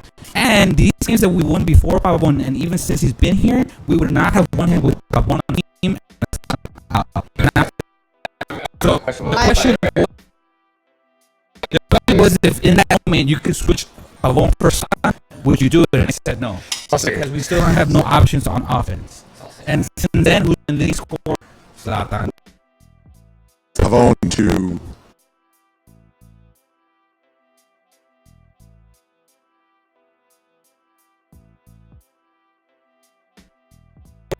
you have a fucking microphone. Speak in your microphone. I'm not sold on the fact that Zlatan's leaving after this year. Really? I'm not either. If we didn't get wait. All right, hold on. Can we pause? Time out. Yeah. No, I mean, if you want to finish your thought, and then we'll get to the whole Zlatan thing after. You want to finish your thought, and then we'll talk about the Zlatan. No, go ahead. After. Go ahead. No, I was just going to say that I was going to talk about because you guys had about 5 hours, and somehow we went into something else. I was going to talk about 5, but to lead into what you're saying, it's more of if Zlatan wants to come back more than we're gonna tell Zlatan we're moving on. You're not gonna deny a player like Zlatan if he thinks he has it one more year. Hey. I would. But if it's a matter of he didn't say nothing, so we're not saying nothing, that's the card they're gonna play. I think. You know what I mean? Like it's not gonna be like we're gonna be like, hey Zlatan, come on, just sign for us. It's gonna be more like do you want to sign for us? Should we sign? Does this work for both of us? It's not an immediate thing like Robbie Keane in 2013-14 where you extended him. DTK is going to make the decision, and whatever decision he makes, he's going to approach Zlatan and say, "This is what we're going to do." I got a question, guys. He's not going to. We got Dave really quick. Dave's trying to say something, I believe. This is not going to be real quick because one of the things that I brought up at the beginning of the season with my podcasting partners, and they swore me to never say it on the air, but here I am. I'm going to say it on the air. Oh, I on can the hear Bobby MEGAPOD now. exclusive. I can hear you. Breaking news. I was of the opinion that it was a mistake to sign Zlatan again for the money that we signed him for. If we got him for 1.5 million last year, it didn't make sense to sign him for that much. And granted, he's been fantastic again. I mean, he's got 20 goals this season, but we've become very one note because of the way Zlatan plays. Right? I think if he wants to come back again next year, then the Galaxy need to renegotiate the contract and say, look, we'll be glad to have you back, but we're not paying you 7.5 million next year. You're going to come back as a cam player again. His signing was a situation. It was just an awkward situation. I understand that, and we made a deal, and we should have said we got away with highway robbery when we signed him. Yes, we should cut our losses. No. Move on. You don't deny a player like Zlatan coming when you're the LA Galaxy. That's the problem. What's the problem with that, though? The problem was that he was supposed to come earlier and he Yes, didn't. he was in 2014. He was supposed to come earlier and he didn't. Sure. So that relationship was already built. That bridge had been built, reforced, whatever you want to do. You know, that path was set. It was just a matter of when he was gonna come. If we're talking about that situation, Bruce Arians was still supposed to be here. He was under contract for another 2 years, so he was gonna fit into that mold into that plan. Bruce Arenas decided halfway through the season to pick up his shit and leave. Thank you, Chris Klein. So, well, no, all I was gonna say. Wait. Go ahead. Okay, just to okay? shamelessly plug my pod, Simply And Soccer. Chris Conway had said on my pod that if he could change anything, he would change Zlatan next season because, and I agree because when they were first signing on Zlatan, look, Galaxy have always been a team that signed big star names, so it's not shocking when we knew that Zlatan was going to be in. But it's just like, I feel like the other guys are not able to shine, and I feel like they're all servicing the same strategy with the ball to Zlatan, and that's the problem, is that LAFC could argue that Zlatan is the one that keeps us in the rivalry, like, because he keeps winning. He let him keep doing it. Yeah, no, I agree. But I'm just saying, like, we don't, But the way that the Galaxy have been playing the last couple games, you could argue that it's not Zlatan Ball anymore. Yes, that's what I'm saying. One thing I want to touch on before we go too far off is on the signing, how Dave said that was bad or whatever. It wasn't. I'm sorry. Anyways. So one thing you have to take into consideration is who the Galaxy owners are. You know, I don't know. Hold on. Off the top of my head, I don't know how many of these buildings they own, but they get a cut when they fill those stadiums. So someone like Zlatan, $7 million a year, knowing that you're making a team like San Jose move to another stadium, that's worth it for AEG. Oh no! Whoa! They did not bring that Galaxy game is played there since 2013.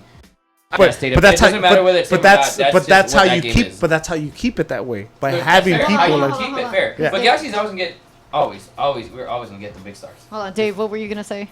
Yeah. I was gonna say you. That's why you go get Cristiano. But he's next. I don't know if that's gonna happen. Cristiano's coming to the Galaxy next year. I'm gonna take something from your show. I can't confirm or deny, but I can't confirm nor deny. There you go. But there is a package set up to offer CR7. Absolutely, with Herbalife and Herbalife will go beyond 2022. Listen, whatever it is. we started giving Angel Herbalife, and look what the fuck happened. Yeah. Show him. Right there. Look at that! Hey! Everyone, take a drink. I told you. Everyone, take a drink. I thought it was gonna show his ass. Cheers. Is that really all Herbalife in there?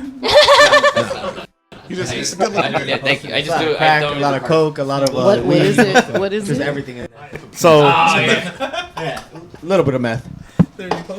Crystal. So just to bring us back, I had mentioned Fabio and how his game would change. That's where I'm going. Hold on, right. Chris. No. If we didn't fight earlier, we're gonna talk about it now. We're never gonna fight. Let me go first. I'm going first. No, because that's when you guys went on a tangent about I don't know what the fuck. About Fabio. What's your?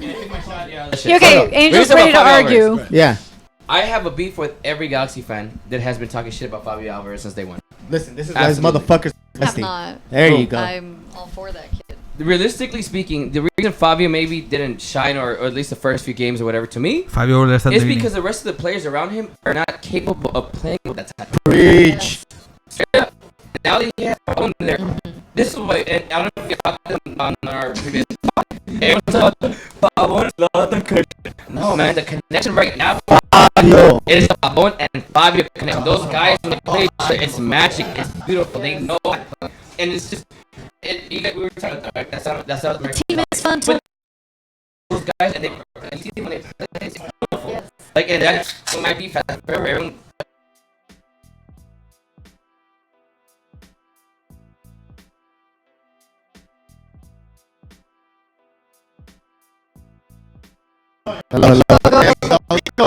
I agree with him not going 90 plus. Sometimes he does, absolutely. But if he gets 70% of all of Fabio, that's fine. Win games. So I have to be people.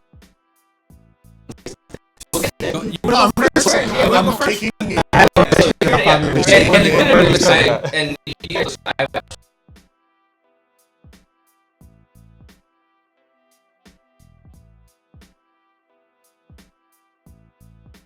two turnovers that led straight to go. That's fine. And I get that. You know what? That's fine. No, it's not. So as a defense, made a lot of fucking mistakes. Here's the thing. I'm gonna talk bad about Fabio in a second. Okay, go ahead. But your point. If he's an attacking midfielder and he has turnovers, what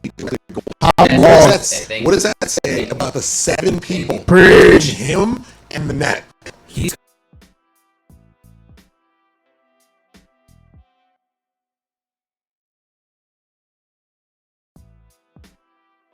If at the halfway mark of the field, he had a half field to go. I don't know, fast break. That was on a fast break. He was on a fast break. They laid off the ball to him on the left side of our side, and he lost the ball on one. It wasn't even an actual shot. I really want got scared. One of them is against LA. One of them is LAFC. I believe that he's the type of. He tried to do the pass to Jonah. That's his fault. But how many people was that before it became a goal? Became a penalty. You don't do that on a counterattack when you're going to be the point. I don't agree. Maybe you don't do that at half field during a counterattack. All right, Chris, let me hear you. What do you guys say? I want to hear what you, I want to hear what you say. I want to hear what you say. It's not a dig at his overall skill. I genuinely think it's more about and I don't say this to be disrespectful to him because obviously I need him to be great tomorrow. He seems like someone who is more psychologically weak and was in a team that had no compatriots, no one like him. The only people who were like him were all coaching staff, technical staff, medical staff. But as far as like a footballer on the field with him, he was the only Argentinian on the team. The moment we bring another Argentinian in, suddenly he's balling like crazy. Well, yeah. And look, I could argue part of that. The game that we didn't have Pavon and he was dishing off to Antuna, it was Antuna's fault for making Fine, the listen, But is it arguable that could be an outlier? That could be an outlier. But is it arguable that he knew at that time that we're going to go get someone for you? Probably. No. This is what I'm gonna say about that. Us on Sunday. That's Eddie. No. Look. And it's Eddie doesn't pass me the ball. Look, this is what I'm gonna say about that. Even in Sunday league teams or any like minor amateur teams, when you know somebody from that team, even if they just brought you in, you're gonna play way better. What Chris has said is on fact, dude. The fact that he had Christian Pavon playing with him when he was growing up, dude, that gives him that camaraderie. Like, yo, we can make this team better. Like, yo, we can do this. Instead of him just going to a team that's already good and not knowing anybody, trying to get into their swag or whatever it is that they're trying to do. When you have somebody familiar, like what it is with us in our amateur teams, like, dude, you came up with us and you told us, oh yeah, I'll bring in George. We're like, all right, cool, George. Hold on, he doesn't show up. That's it. Hold on. But my first game, game, did I give an assist to you? Beautifully, right? But the fact that he had you as somebody that could link us between that shit, who passed that? Who scored that first game? The fact that he was you were able to be that link. Red topic. Go ahead. Wherever that part, the fact that you were able to be that link between us with him is the same thing in professional level. Like somebody that has that link. Like, yo, I'm back from Argentina. We played together over there, and we come over here like, dude, we're gonna step up our fucking game. As someone that criticized him, it wasn't so much that I don't like him or I didn't like him. It's just I expected more soon from him. That's why. And you saw the quality. It's just no matter how good you are, you have to understand the team that you're with too. You know, and some of the stuff that he was trying to do, some of his movement, first of all, didn't fit what we were trying to do on the field, and it just didn't contribute. You know what my problem is at? You know what my problem is at? That we give Alessandrini so much time to get so used to a team and be like, oh, he has to get back into the form. He has to get back into this. We give him 4 games to understand the team. So why can't we do that with Fabio when it's a brand new team? We did. His 4 games was yeah, like 3 months totally. ago. Oh, okay, but you heard it in our shit that we think he was trash at first.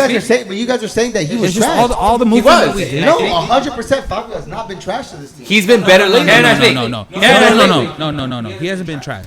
He hasn't been trash. I thought he was. I thought he was soft as fuck. I thought he was soft.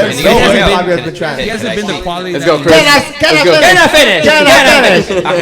One at a time, gentlemen. I don't think he's trash, but he just hasn't given us the quality that we at the number 10. Or what I expected, to be honest. Okay, but see, that's not fair though. Go ahead. All right, well, either way, hold on. Everything that you mentioned, fair as fuck, 100%. I try. Absolutely, and I give you that. You're smart. Thank you. Right. Not really. I just think about this a lot. No, but what he mentioned, what Chris Tucker mentioned, it's absolutely fair. I will give you that all day, every day. Because I don't want to judge his ability. Right. He's clearly got it. Exactly. He's clearly got it.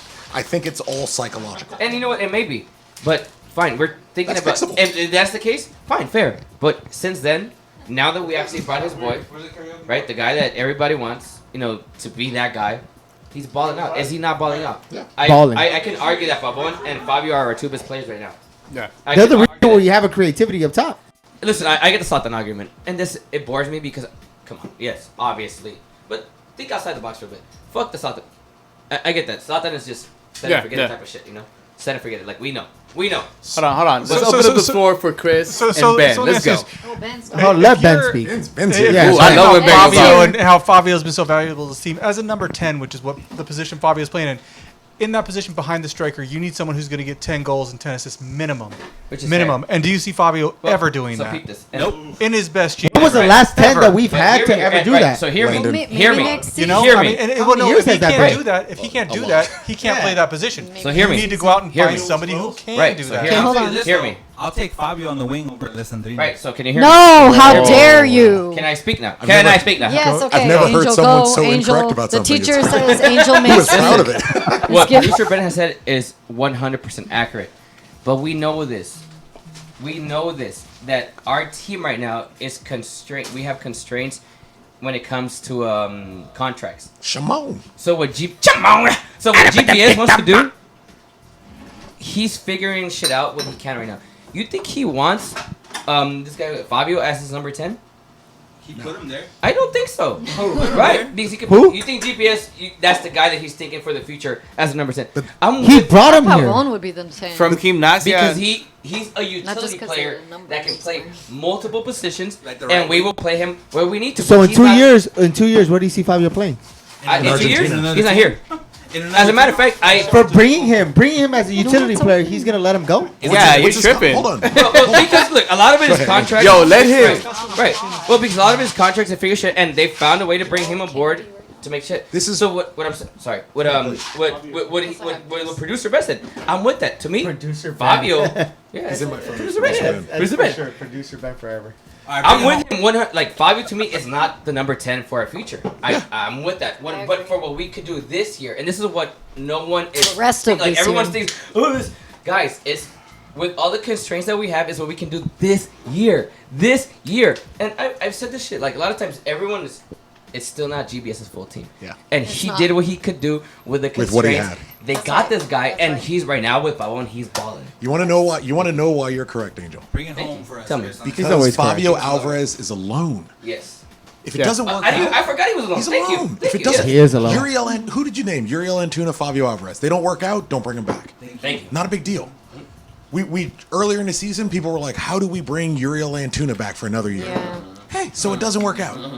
Because this is why, like, when you think about the wing, when you think about not necessarily tomorrow's game, but going forward and next week and next month, Uriel Antuna likely is going to come off the bench for Alessandrini based on how he's playing right now. Facts. Earlier in the season, Alessandrini's probably coming in as a super sub for Uriel. But realistically, your lineup from midfield forward is Jonathan slash Leggett, Corona, Kitchen. I could make a big argument for Leggett. Depending on who.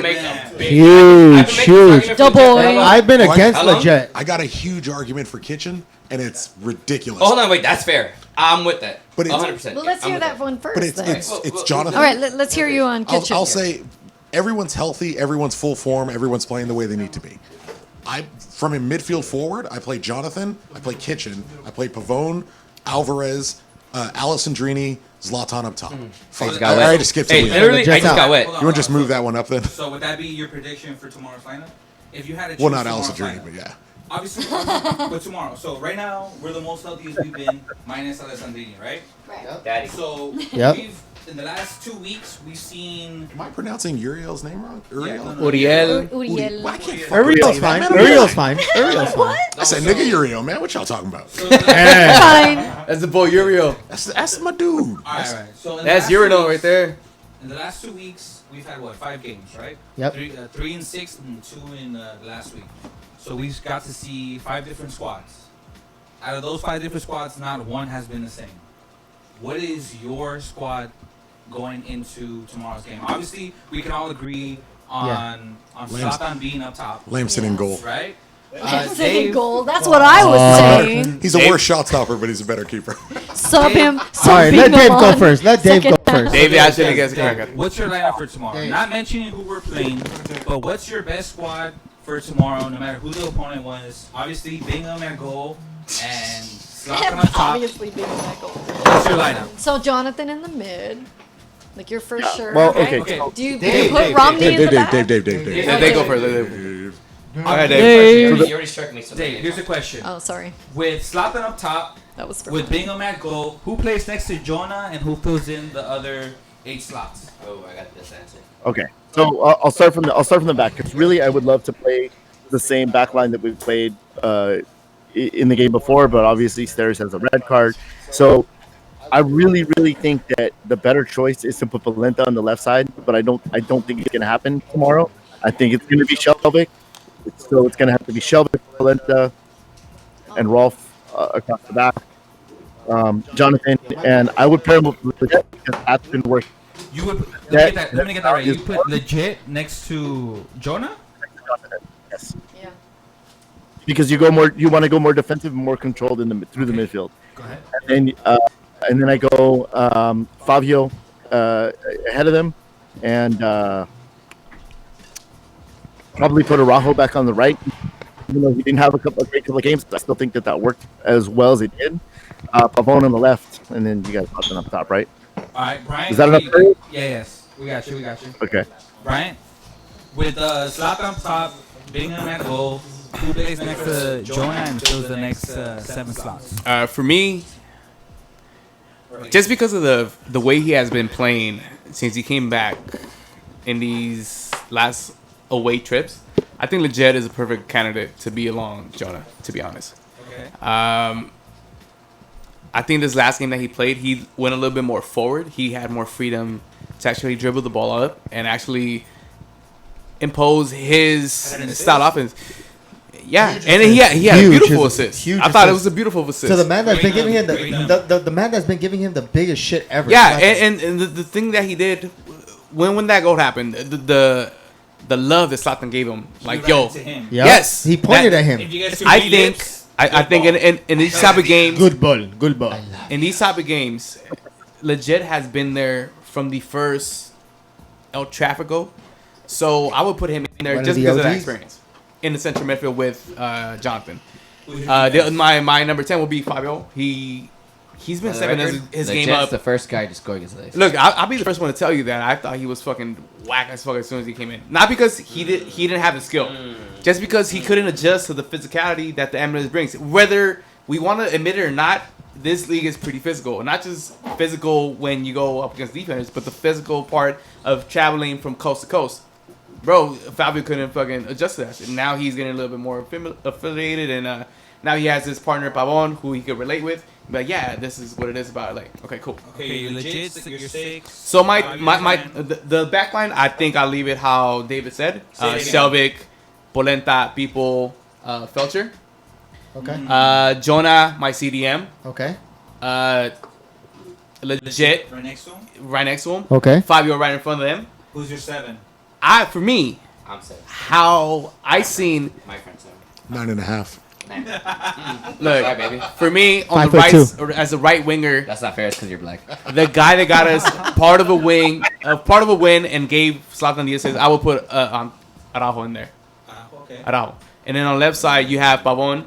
Yeah, because Listen, Let's get. Well, can I get my prediction? because of this, if you could tire out that right wing or their left side with Araujo, and you bring in Antuna to fucking just finish him off, dude, we will be in a good place. Okay. All right. I think that could work, and I think I heard that on you guys' podcast. That is that should be something that we should look into. And Dave, we'll come back to you for this question. With your lineup, what do you think the score is tomorrow? Damn. Come back to me. Should I be reasonable or just like out there? Because I'm gonna say 10-0. Talk whatever you want. 10-0. We're gonna spank that ass. And celebrate every one of those goals. But realistically, let's be realistic in this point. Let's get serious for at least this conversation. Okay. Where we're seriously, because some of us are gonna be there. We're all gonna be watching. Yeah. You know, whether it was LAFC, Seattle, Red Bulls, Atlanta, we need these 3 points. Yep. We're gonna get them. We're gonna get them. Serious note, with your lineup, what do you think the score is gonna be tomorrow? Tomorrow we win 2-1. Okay. Dave, you want to chime in right now, or you want us to come back? Pavon with the game winner. Damn. Yeah. These are the game to you, Dave, or you want to give us your prediction? His first goal in the white uniform. Game winner. Dave. Dave Verona. Everybody for me. Your audience. Sorry. Okay, I think with my draw. Draw. He thinks it's gonna be a draw. Okay. All right, so George, Yeah. let's go with you guys. Formation and everything. So Let's start off. all right. Let's start off with your formation. My With- back, Bingham, By the Bingham. way, straight from the stands right now. Yeah. Pipo Polenta on the left. I have Shelvick. On the right, I have Felcher. In the midfield, I have Jonah and Leggett. On the right, I have Araujo. I make an argument for Araujo just because it's a defensive tactic to cover Vela. I think he did it perfectly when we played at home. He did, and to his point, if we Not on the same side, but okay. on the right. But if we get him as in a defensive tactic, but I can also argue for Antuna on that side. If we clog up the midfield, No arguing. What's your lineup? okay. So that on the left we You're have arguing with Pavon. yourself, man. Yeah, we're listening. What's your lineup? What's your lineup? I'm used to you fucking saying some shit, bitch. My bad. Goddamn. My bad. listening. All right. I'm listening. All right. I'm not the one fighting I have today. Araujo on the I'm right. not the one fighting today. Araujo on the right. Antuna's gonna start on, but I want Araujo on the right. Antuna's gonna start, but Araujo's on the right. On the left, I have Pavon. In front of Jonah, I have Fabio, and on top, I have Zlatan. My prediction for the game is gonna be 3-1. We win. We win. 100. Yeah. Yeah. Oh, I love this shit. All right, Chris. Okay, the Give other it to half. us raw, Let's go, bro. let's go the other half. Give Let's go it the to other half us of straight from raw. the sense. You're gonna need a minute. Zero cool. The only people that know how to make Cool. sense. We want Give it to zero. us raw, no lube. Let's hear it, Chris. Damn, full 9 inches? Goddamn, I can't handle that. Full 9. Hold up, chill. Like, Single this See, is- he saw he put his leg up. He's like, hell yeah, girl, you about to get the handle whole that. 9. Damn. Gotta give it some room. Hey, that's right. I like how he's Give it to scratching us. his Need a little knee. warm up. I think Scratching his knee. His knee His with knee. parentheses. I look at the overall needs between the two teams. We don't need to win this game. We need the points, understandably. But LAFC is going to play like they need to win. They're going to press us. They're going to come after us. They're going to play to They're win gonna a foul game us. that they don't necessarily need to win. If they were smart, which we know Bob Bradley isn't, if they were smart, they play for a draw. They play for a draw knowing that we need 3 points, wait for us to stretch ourselves, and then counterattack us. That's what they should do. Quick question for you, and I don't mean to interrupt. Yeah. Do you think that Bob Bradley's going to change his style, his tactics, the way that he operates? I'm not asking. They're going to do the exact I'm same. gonna fight you later. They're going to do the exact same thing Seattle did prior to Seattle winning MLS Cup. They're going to put their best starting 11, trying to score as many goals in every single game. They're going to burn themselves out, and they'll get eliminated in like the second round of the playoffs. Because that's what Bob. Seattle will sounder. Oh, no, I was that's asking. what- that's what- I was asking about our game specifically. Our game. Tomorrow. Change our game? Tomorrow. Do you think Bob Bradley is going to change anything about what LAFC has done No. for the entire season He can't. so far, knowing that this is your 5th game against the LA Galaxy, and you can't beat the LA Galaxy, He can't. but you could beat everyone else? Do you, as Bob Bradley, change anything from this game specifically to one team? If I can ask a question back, Yeah, go for it. do you think Bob Bradley was instrumental in them signing Carlos Vela? Against them, I say absolutely not. Absolutely. So if it's absolutely not, they play the way they play, not because Bob Bradley highlighted players that fit his system, Which is fair. but because LAFC was able to highlight and identify players, sign them, bring them in, which put the coach in a position where he had to play a specific position. He had to play a specific formation. Like we signed GBS, and he starts altering who he's signing to fit the formation that he wants to play, to fit the system. Formation, system, logic. I think Bradley plays with what he has because of the people his sporting and technical directors have brought in. And I do think he plays a role in identifying some of them. I don't think he plays a role in identifying all of them. I don't agree. think he went out and 100%. said, "Oh, I want Benny Failhaber," because he refused to play him when he was on the national team. I agree. So it's like it's not. Well, I guess he played him for a while, but then dropped out when he became not good enough. But suddenly he's good enough at club level. Yeah. I don't think he changes his tactics. I think we see a 4-3-3 out of LAFC. They're going to press us hard.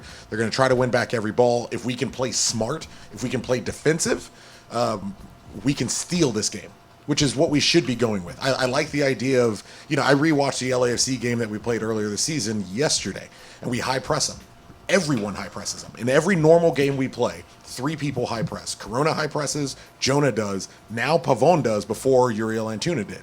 So we're rotating out that regular starting 11 and rotating out who is the hard presser of our opponents.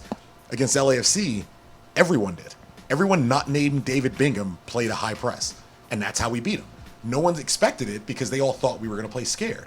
No one thought Zlatan can. No one thought Zlatan would. No one thought. This is when he does it.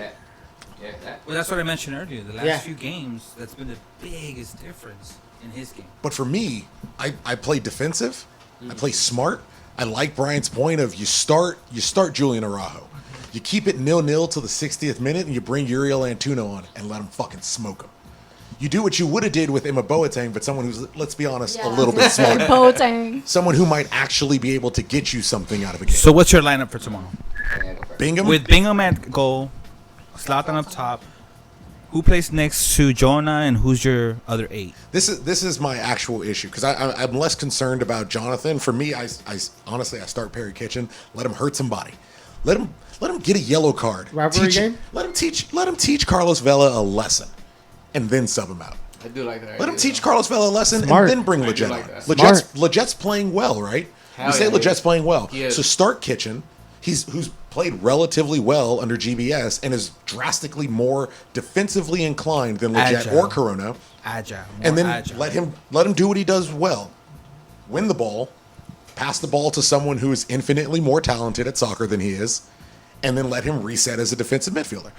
Give Jonathan the freedom to go forward if it's necessary. Like I wouldn't keep Jonathan back to let Leggett go forward or to let Corona go forward. Jonathan is better going forward. Kitchen is better holding back. Keep Kitchen where he's comfortable. So you're and let starting. Jonathan move. You're starting Kitchen next to Jonah, or are you sitting Jonah to start? I would. Legit?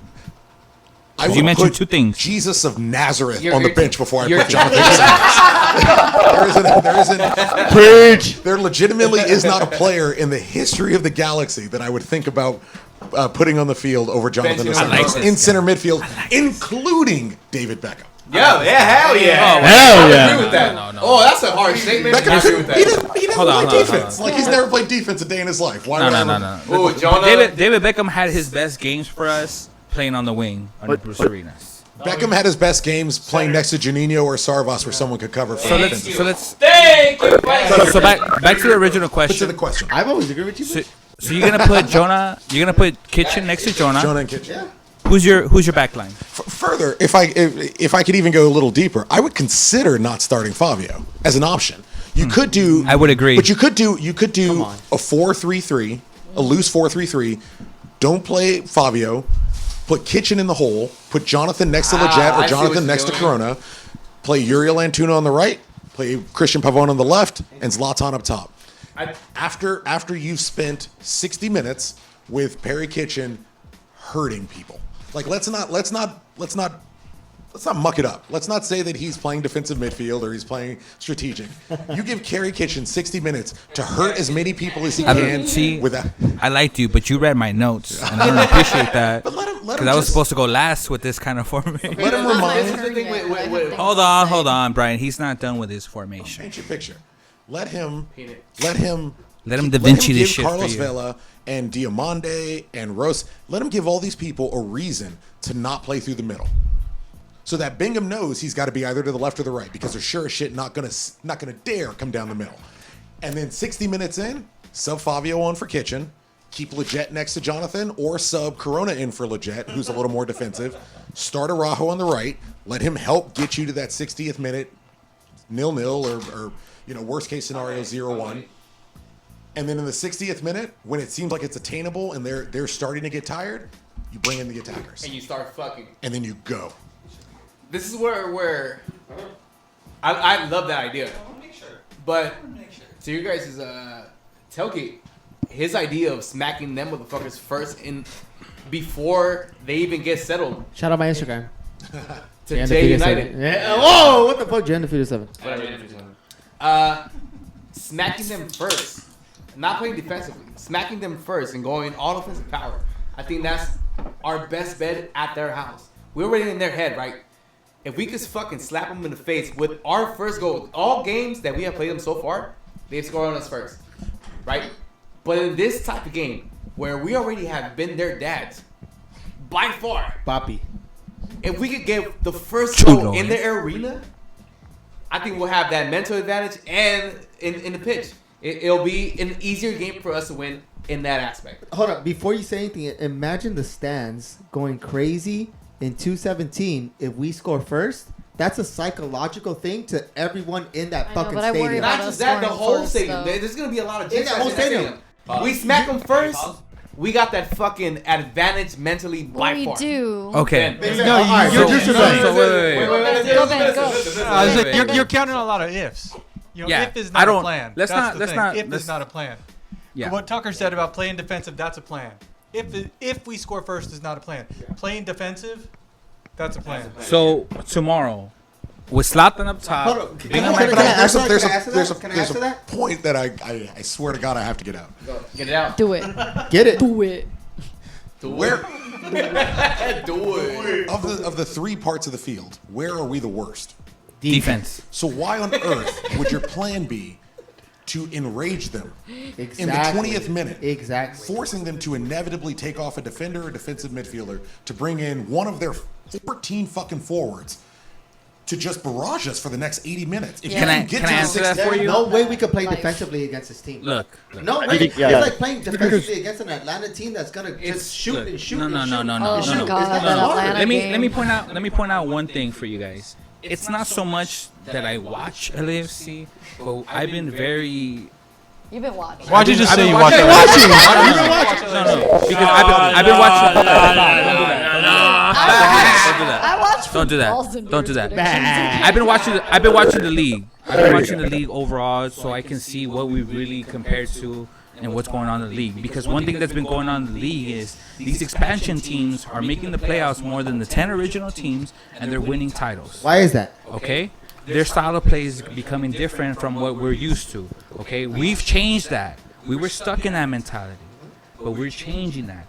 But the thing too is, man, I lost completely. No, hold on. But to that, but when their style of play is, so when we're adding to their style of play, we're telling them play your style of play. When we're trying to defend you. What I was getting to is in this last game against LAFC in our home, we made LAFC do two things that they've never done all season. They had to adjust to go with 3 defenders, all out attack. And they switched Bella on his left foot. But why is that? Why did we do that? Because they couldn't handle the pressure. Because we were attacking. The same pressure that we've been applying against Seattle, which we outplayed, Dallas, which we beat. GPS all likes in a offensive short play, week. remember? So, that being aside, you made your point. What is your starting lineup for tomorrow? It is good. There it is, Ben. Okay. Hey. See, the one thing I differ with most of your starting lineups is the way that Polenta played Vela. I keep him on the left. I also, People's been playing on his wrong foot the whole time. I put him on his right, on the correct side, and I put Romney in. Why do you do production work for this show? Like But you don't do fucking production. This is what I said Tuesday. This is exactly what I said Tuesday. Let the man talk. You see what happens when he talks? Let the man talk. Let the man talk. So, yeah. I have a question for you. Hold on. No.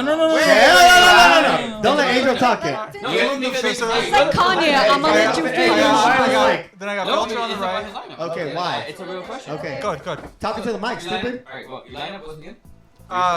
Bingham in goal. Then I have Polenta on the left with Romney and people in the middle playing on the correct side. You said Romney? And then Felcher. That's the one place I can't pick somebody. If you start pulling on the left, I was gonna ask you who's playing in the middle with people. That's all I want to know. Yeah, Romney. Okay, thank you. I wouldn't be opposed to that. Stairs can't play. Who else will play? Yeah. No. But that question is who else will play? Yeah, I just asked because I couldn't. I missed it. I asked it. I play Araujo because just like Tucker said, if you get it to the 60th minute tied 0-0, you could take this game. Yes. But like Tucker said, you're not going to survive 80 minutes of them attacking. and if you score first, No. that's exactly what's going to To be honest with you, the best part that you can do is you can frustrate them, like Tucker said, for 60 minutes, and then you start creating chances, because then that feeling is going to start creeping into the back of their heads. Oh no, we're going to let another one slip away. And I know that feeling is there in the back of Bob Bradley's bald head. Well, to that point, David, I wouldn't be surprised if that's psychologically the game plan. I think to a point, and it might be one of the arguments to play defensively, is knowing, even though, again, what LAFC should do is play for a draw. Playing for a draw hurts us.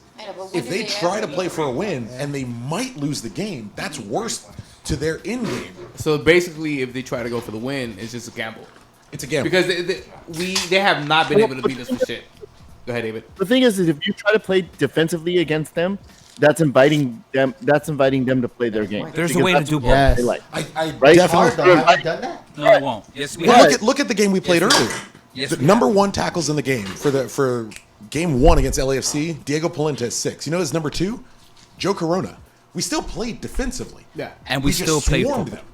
We swarmed them with every single person playing a high press. That's a defensive game, but it's the way Barcelona plays. Yeah. It's the way Manchester City plays. We're gonna play offensively by being so fucking on you defensively that you don't even have time to think. And you can't get nothing through the middle type game. Like, you can't get anything through the middle type game. That's what it comes down to. All of Corona's tackles are right through the middle. Yep. Go ahead, Go ahead, Dave. But none of us have him in the starting lineup. Hold on, Dave. Can't let Jet do that. I'm betting on Kitchen. I think he can. I think Legit can do that. But can you believe, of all people that came out this week, Jorgen Shelvik was the one that's saying we need to be up their asses. Yeah, he's the one who said. But if the weakest link on your chain is fucking bought in, doesn't it make you believe a little bit in the preaching of the coach and the preaching and the direction of the overall organization? That easily, by a fucking country mile, the weakest link on the chain is in and believes, hey, this is what we gotta fucking do. And if we're not all fucking bought in, we don't stand a chance. I know that I'm a fuck up machine. Right. But if we're not all in, we're done. Yeah. Is that a fucking drop you'll actually do? Because that's where I needed that's where I would have played the epic music. that's where the music comes in. Yeah. Michelle, what do you think? All right, here you go, Michelle. So all of you. She's been waiting. Everybody shut the fuck Teacher, up. Everybody shut up. teacher. Start with yourself. Thank you. No, I've been listening Angel, to shut the fuck up. everything y'all have been saying, and everything sounds beautiful if we were playing FIFA 19. And FIFA 20 you beta's know, out. if I was a Care Bear. man, I'd have a semi for Ben's lineup. Okay, It's a good it semi. is. But I know GBS, and here's what's happening tomorrow. Oh shit. She got line breaking news. Because Large news. we haven't said Simply Soccer. That She follows Simply Soccer Chapman on is it. referee tomorrow, and I can't have Kitchen tripping people. That will be a red card. I don't need that in my life. That's not what's going to happen. I think, yes, Steres is out, so we'll probably see Romney come in. And unfortunately, GBS does late subs. And I get worried when I see Carrasco come in as a sub because I feel like, you know. But like you say, like that's not going to happen. But look at what we've had happen, especially against Seattle. It's been a massive drop-off, except for when we play LAFC. Right. Okay. That's fair.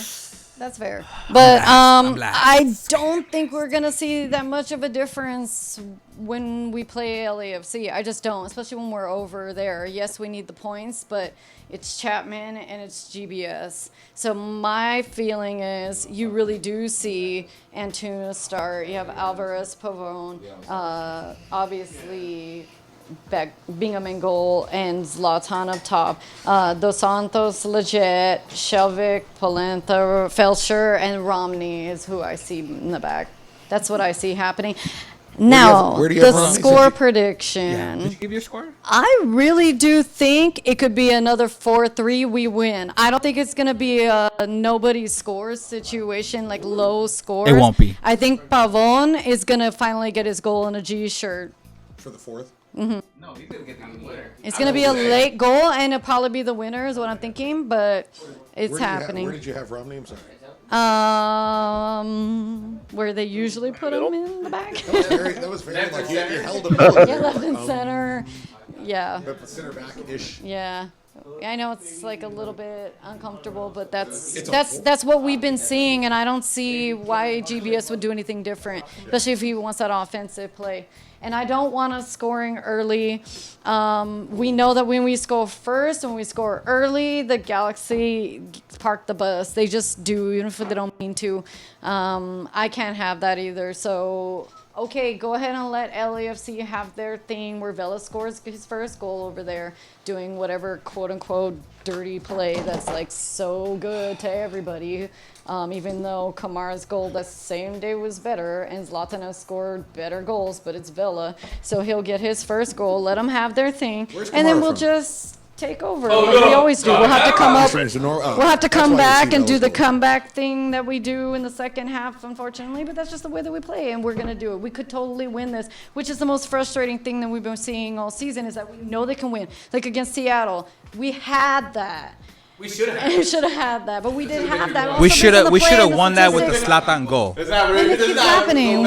We play away. We look good. The statistics say we should win. Let's go back. Hold on. Let's go back. Before that, I don't agree that if we score the first goal, we're gonna park the bus against LAFC. No, I don't think that we'll park it, but I think that's what happens. Under GBS, we can't. Under GBS, I don't think GBS knows how to park the bus. Under GBS, you can't. You can't park the bus unless you make subs. Go ahead, David. No, I was gonna say I don't think JBS knows how to park the bus.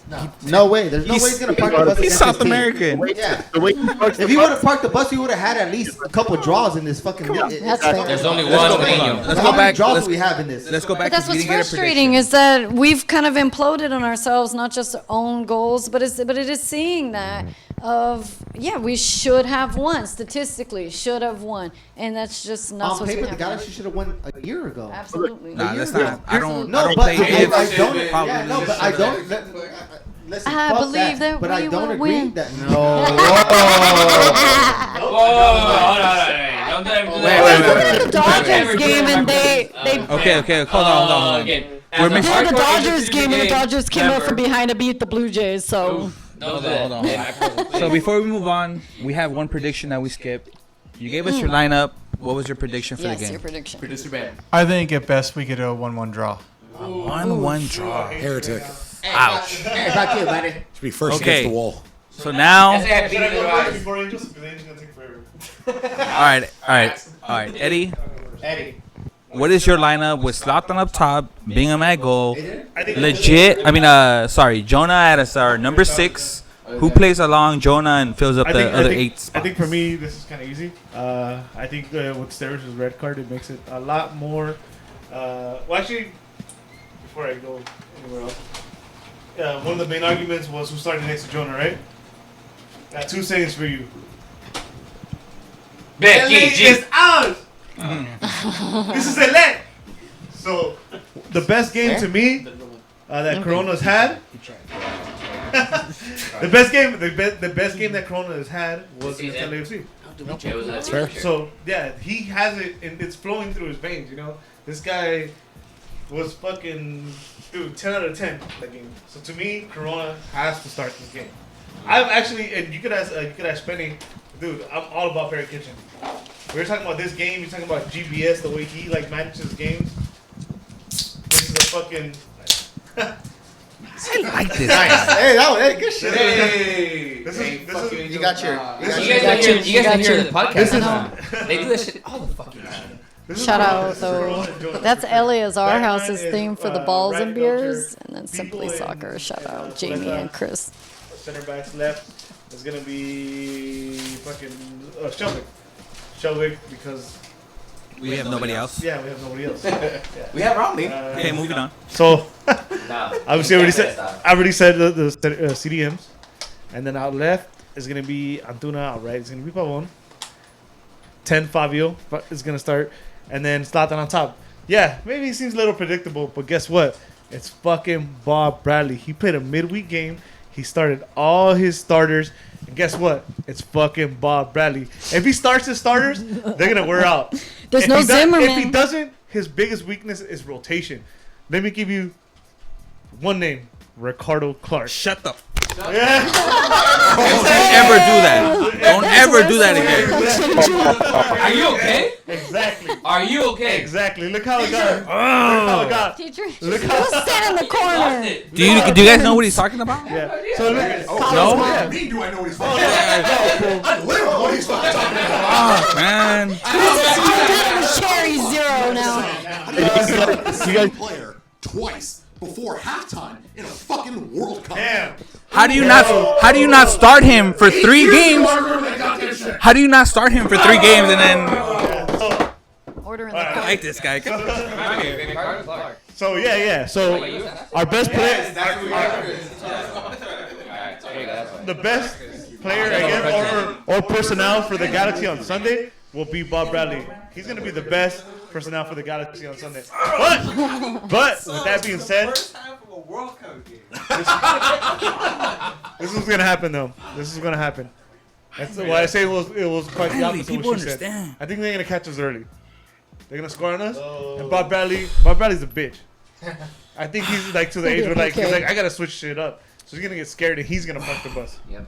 They're gonna catch us early. He's gonna park the bus, and Zlatan's gonna have his Zlatan moment over there because this could be the last time Zlatan ever plays it. Could be. Well, what's it?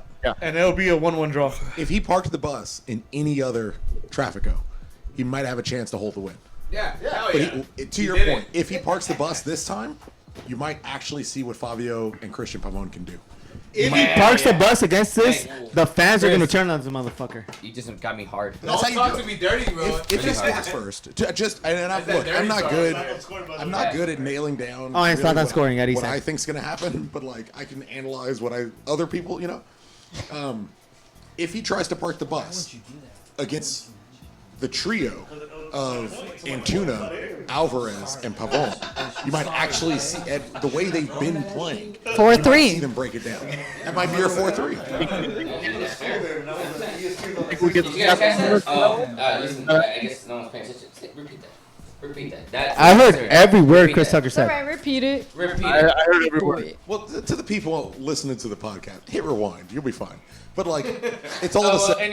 And here was a little desmadre right now. I want everyone to hear this. For the room, This all just sounds. if they try to bunker in, if they try to hold back and just hang on to 1-0 or 2-0 or whatever it is, in any other El Tráfico game, that might have been the opportunity, based on the other pieces we had on the field, not named Zlatan. This time, it's probably not going to work. This time, if they sit back and let Antuna and Fabio and Pavon and Zlatan and Jonathan and Leggett or Corona or whomever else, or the overlapping wingbacks, if we just keep coming at them over and over and over again, and what we've seen out of the last 3 games is we're shooting like fucking crazy now. Compared to all the All other, of a sudden. they might be block shots, they might be missed shots, they might hit the woodwork, they may not be going in. But they're taking shots. But we're fucking shooting like Finally. crazy. And Tyler Miller, I mean, of all the matches we've had, you tell me Tyler Miller isn't spooked a fucking little bit? Yeah, when you see him come out of the tunnel, his face.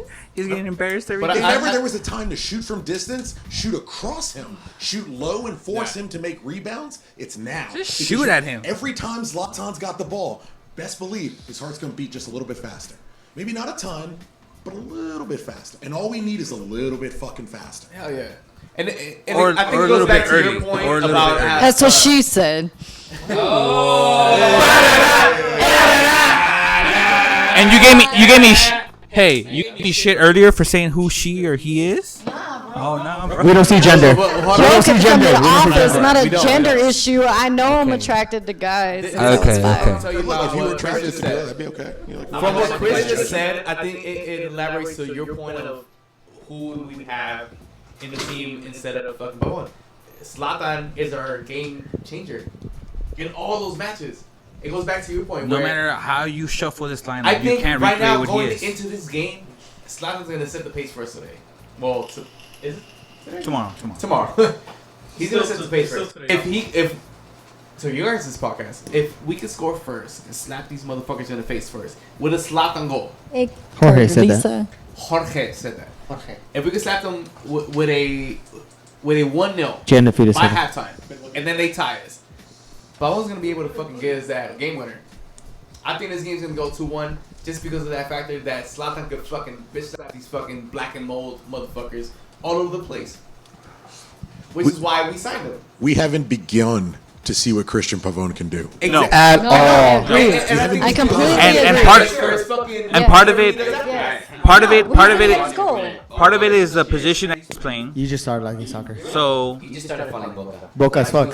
Nah, Carlos Tevez forever, dog. so part of it is where he plays. La concha de tu madre. So we all have him on our starting lineup, except we haven't heard from Angel. So Angel, Oh shit, everyone. with Bingham at goal, Take a shit, yeah. Zlatan up top, who plays next to Jonah and fills up the 8 spots on the field. Keep it short though. Let's start with the back line. Guaranteed. We're muting your fucking mic. If you don't go past a minute. If you go past a minute, we're muting I your do shit. what I want. You have my podcast. Hey, That's what My I always Eddie. say. I am Chewy. Chewy. You're on my time now. Mute this motherfucker. Stop the timer. Angel time. 2 minutes? 2 minutes. Mute this shit. Backline, go. Speaking. Angel. Angel. Angel. Backline. What's your backline? I know his back. I know his back line. Hey. It's gonna be Shelby. The whole Polenta argument, I would agree with that if we would have had stairs. I'm sorry, but you cannot have. Look, I like Dave Romney, I do, and I would love for him to be here for a long time. He's serviceable. You say this a lot of times. Serviceable. I can Yeah, take he's that from you. serviceable. Yeah. He's fine. Yeah. But in this type of game, when you need an attitude, these are the type of games where you need attitude. When you gotta come in with that personality, you gotta hit when you can, right? I would absolutely love Polenta to have been out there, but realistically, to me, I do not want Romney in my back line right now for this game. Shelvick left back. He's my only outlier right now, and this. Well, he's my only outlier right now because he's the one that I think is not gonna be balls, hard. He's the one guy I don't like in my back line. But he's the one that However, came out to say that we need to smack these motherfuckers to be aggressive. right, So I'll take which that. I'm happy he said that because it sounds like he's giving a little attitude, right? And I need that for this game, However, for him, it's at least he's fast. He has speed. He can keep up with the speed that they have, right, in the offensive third. So for that, Shelvick automatically. You say? I just have a Shelvick question before you move. Yeah, go for it. As a potentially game-altering tactic, given that Shelvick's biggest issue seems to be speed and his ability to track back after getting involved in the attack. Yeah. Because the way GBS plays, his outside backs do a lot of overlapping, and Shelvick's just not fast enough. Given that Steris is out, do you potentially place Shelvick back at center back, tell him not to move, and then play Polenta at left back?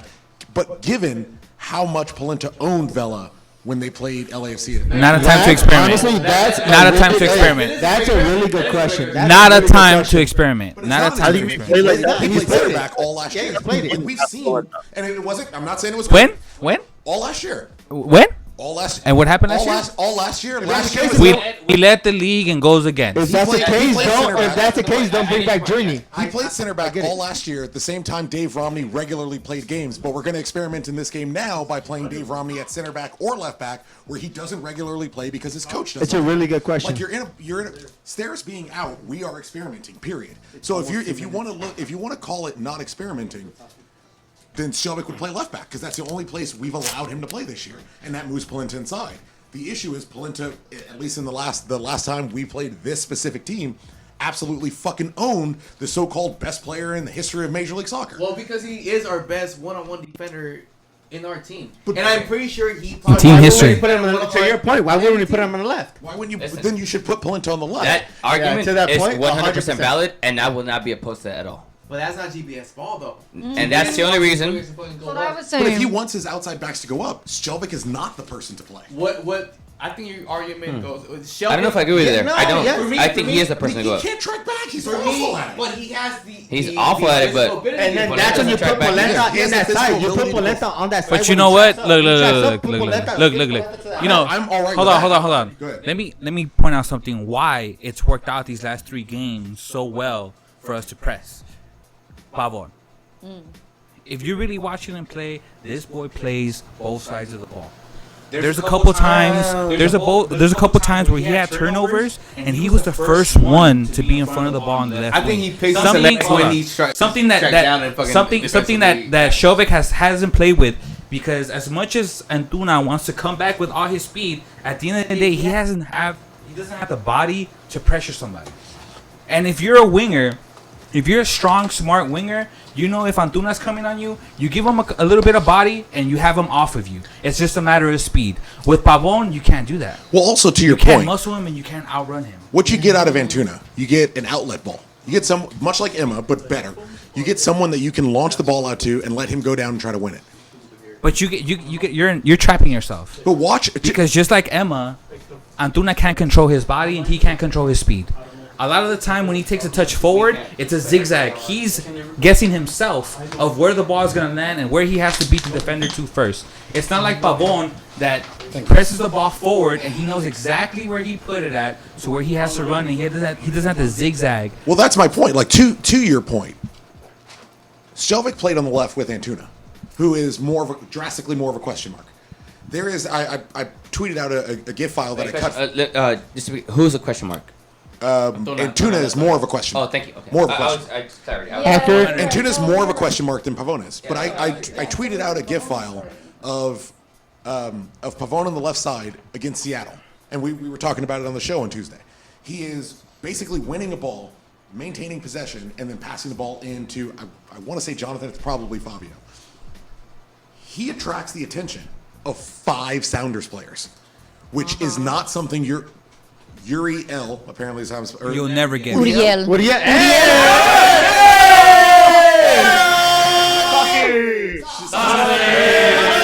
I don't have one. But that is fine. Hey. that's something that Uriel hasn't historically been capable of. He can't. He's young. He's 21. I don't want to say he's not capable of it, but at least as of what we've seen, he can't hold the ball. Hasn't done that. He can't hold the ball. Can you place Shelvik at left back? This is just as devil's advocate. Just positive theory. Could you place Shelvik at left back because he's going to have more time to track back because 5 people have to worry themselves about Christian Pavon? Because Lord forbid they pass the ball properly and Shelvik win it and Pavon take And to off. be clear, because you mentioned Antuna in this situation multiple times, Pavon is going to play left. Guaranteed. Yes, that's his guaranteed. fault. Yes, guaranteed. So that's why his stuff makes sense. The only time you won't see Pavon at left back is after the days I dream of. After Alessandrini is back, and those two can swap depending on what the defense is doing and depending on the tactics. But Fabio can play either point of the wing. This is the first time I'm gonna disagree with you. That's fine. Fabio can play either point of the wing. Alessandrini can play either point of the wing. No, Pavon he can play can't. either point.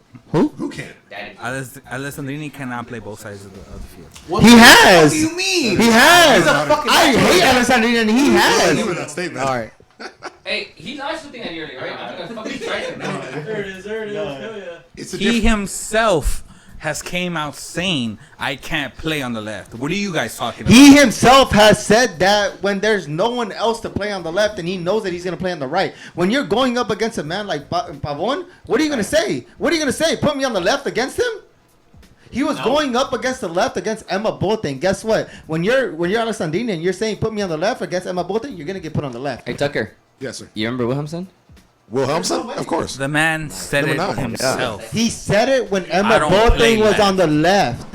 I don't play. He's saying that when Emma Bote's on the left. Okay. Let me ask you. Okay, you want to bring that up? Let me ask you one thing. Make it real. Break it down. If you're Alessandrini, are you seeing yourself as Emma Bote being better than you?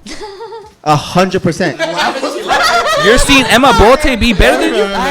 You don't see him better than you. That's why you have the right to say, put me on the left because I'm better than him. Okay, so when Alessandrini and Emma Bote were on the team, and Alessandrini had the option to play left, you could have played legit on the right. So if that was the case, why wouldn't you step up and play the left, knowing that legit can play the right? Why?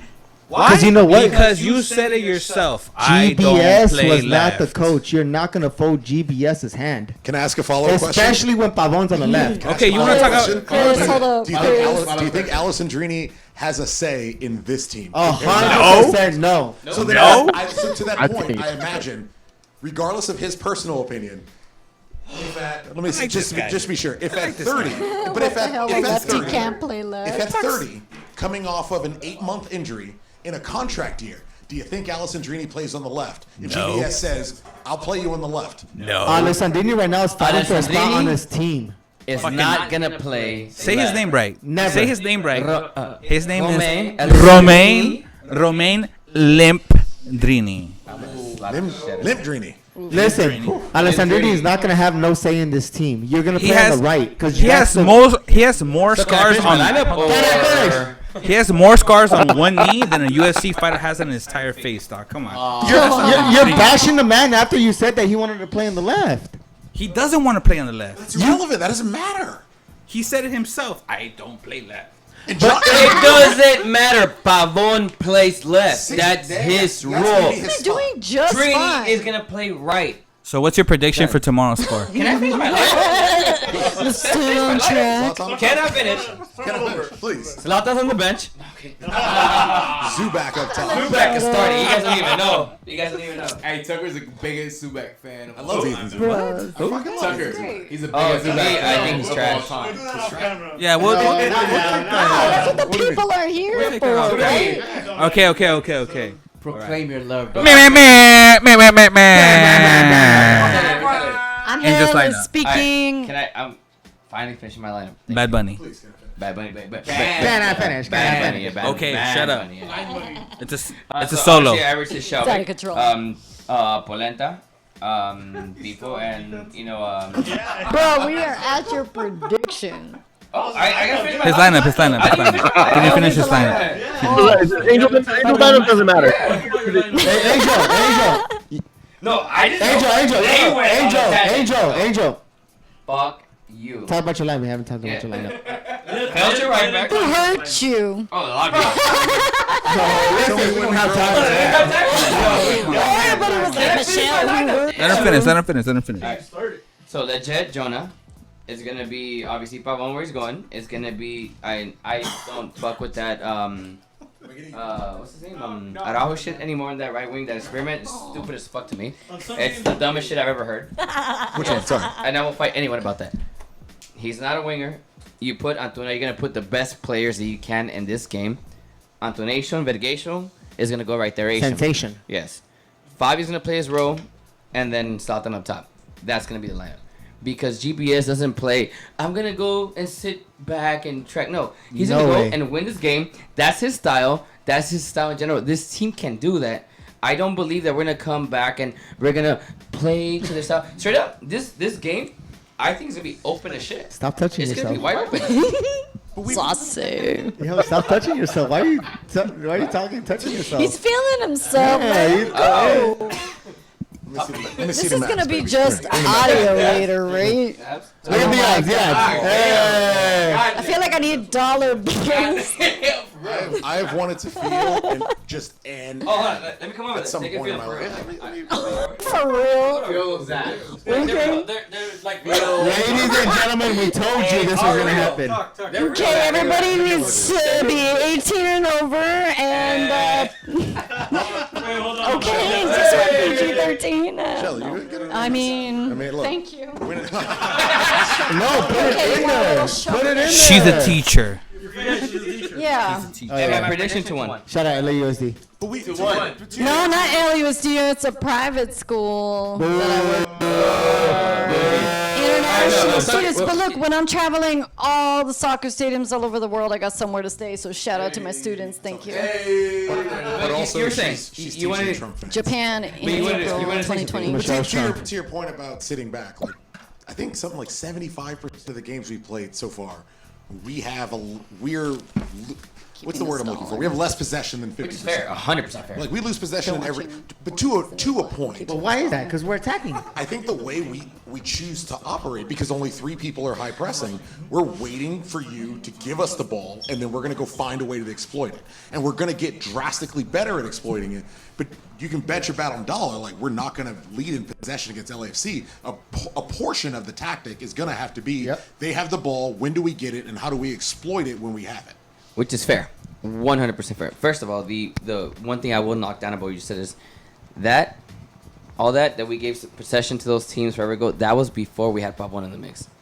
He's the type of player that needs the ball at his feet, and they're going to create. I've said this before. To me, my best type of defense is offense. So we're on their shit, and I don't feel like the players that we have right now, at least right now, and the attack in third, everyone that comes to my mind, Zlatan, Fabio, they're not the type of players that want to go play defense. I don't feel that at all. They're the type of players that they want to attack, right? And that's why. And look, what you just said is fair. If we're gonna talk about statistics or whatever, what has happened to our team, that is fair, 100%. But this game, to me, and I've said this a lot of times, it's an outlier. Whatever happens, this is the type of game, and this team, our players, and we said to them, this is a rivalry because a lot of them have been there from the beginning. Yes, I sound like a broken record saying it, but this is fact. They like the Jet was there at the first game. Zlatan was obviously his first game, all that, and this is the type of game. That's why, to me, it's gonna be open. It's gonna be wide open because we're not gonna play defense. At least look, if they do and they come out and they do that, shit, they're gonna play some tactical bullshit. Fuck yeah, I respect it. David. What I expect from my team because of our players in the attacking third. Yes, I think we all do. I think we know. Yeah. David, did you finish your lineup? Yeah, I did. Okay, check. You can't tell, huh? You can't tell. You can't tell. Did you give a prediction? Yeah, 2-1. David, give us 2 cents, David. No, it's Fabio and Pavon scored. David Bingham will go. Thanks, David. Am I? Hey, I co-sign that. Yeah. Bingham will go for sure. What am I giving you? My scorers? Yeah. Lineups and then your prediction. Well, he gave his lineup. He's the first one. I haven't been paying attention. 45 minutes ago. That was like 3 hours ago. I thought he was giving a score line though. Chewy. I also gave scoreline. I think it's gonna be 2-2. 2-2. Chuyaso, Yeah, I went first. Are you doubling down on that? So I have in our prediction show, Balls and Beers, we predict every single MLS game. And in my prediction show, I have the Galaxy with the draw with the confidence of 2. So I think for sure we're not losing. I would say that a loss is a confidence of 0. There's no way we're going to lose this game, but I also don't know if we're going to win. So I'm topping out. I'm going draw. Well then, just call me Mrs. Galaxy because I say win with a confidence of 5. We're not losing this game. I don't think we're gonna lose. As far as my starting lineup, we're not losing. We're not losing this game. As far as my starting lineup, let me explain a couple things of why I'm going with this starting lineup. You explain anything that you want to do. Fucking... Listen. No. I see the twinkle in your eye. We need another shot. Don't go angel on us and say 10 Look, there's one thing that I like about GBS is that he's consistent with his subs, and his subs, unless he has an injury, his subs are the same. He takes out a wing, a center defender, or a center midfielder, and his other wing. His forwards don't come out, and his defenders don't come out. Those are his 3 subs, right? Right. Our best one-on-one defender, hands down, is Polenta. The only way we're going to slow down LAFC is if we slow down Carlos Vela. Shelvick does not have it in him, even on his best day, to shut down Carlos Vela for 90 minutes. Facts. For me, the starting lineup in the back has to be Polenta on the left, where he can pressure him physically, one-on-one, with a tag team, whatever you want to call it. Rami has to start in the middle because we have no other option, with People and Felcher in the back line. As far as our midfield, the best style that we've played was when Legit, Corona, and Jonah were on the same page, and they can switch between the 6, the 8, and the 10 spot while creating offense and maintaining pressure. This team, the best thing we can do against this team is we're already mentally defeating them. We have to physically beat them down. Yes. And the only way we're gonna do that is not by touching them, but by making them run around, chase the ball, and when they have the ball, be physical with them. The only way we're going to do that is if in the center mid, we have Legit, Corona, Well, that's where you already fucked up. Okay, well, this is my lineup. If you're going to have a physical team. Well, this is my lineup. If you want a physical team, you need to put Kitchen in there. Like, you want to go with that lineup. Okay. You want to hurt weak motherfuckers. You got to go Kitchen, leads up to the net, bro. Hold on. The first point I made is that GBS has 3 consistent subs, right? Right. So my starting lineup in the center mid would be Legit as the 10, Jonah and Corona as the 6 and the 8. Your wingers being Antuna because you're going to keep that high pressure in Pavon because he can maintain the ball. Zlatan up top, of course. Your subs is Kitchen coming off the bench to solidify that center mid and beat them up in the second half when they need the lead. They have to go for the win more than us. I agree. But we need the points, bro. We need the points more, but they need. It's a difference. It's a difference. We need points overall, but they need to win psychologically more than we do. We're already in their heads. If we beat them up by making them run around for the ball, chasing the ball the way we did the last game, they're not used to that. You're gonna learn a lot. But that's contradictory We're to not what used you to said that. about us beating them up. Yes, No. You gotta say something. There's different ways of demoralizing a team. You don't have to beat them up physically, But but you if said you let's can beat them up. Yes, but That's you don't why have. I was saying, like, but yo, put in Kitchen. Okay, instead fool. of Listen, you don't have to beat them up physically to beat them down. You could though. You can, but you don't have to literally physically beat them up to beat them up. If they're chasing the ball the entire the game in the center mid, which what they were doing in this last game. But that wasn't what you were saying, though. What you were saying is let's physically beat them up first. How are you That's gonna why tell me what I'm I not questioned saying? your central mids when I said Kitchen should have been in there first. Your best physicality overall that leads to Should be offense. Kitchen in that That central leads midfield, right? to offense. That leads to offense. That leads to offense. That leads to offense. They're gonna fight each other. It's gonna be awesome. So your best physical lineup in the middle that leads to offense is Corona, Legit, and Jonah in the middle. So peep this. He's My holding score- again. My score, by the way, before you go into that, is a 4-2 or a 4-3, depending how much LAFC is demoralized. We win. Yes. Better. You're holding out again.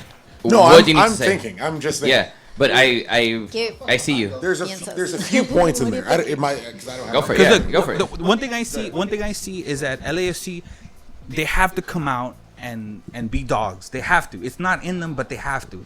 They have to press.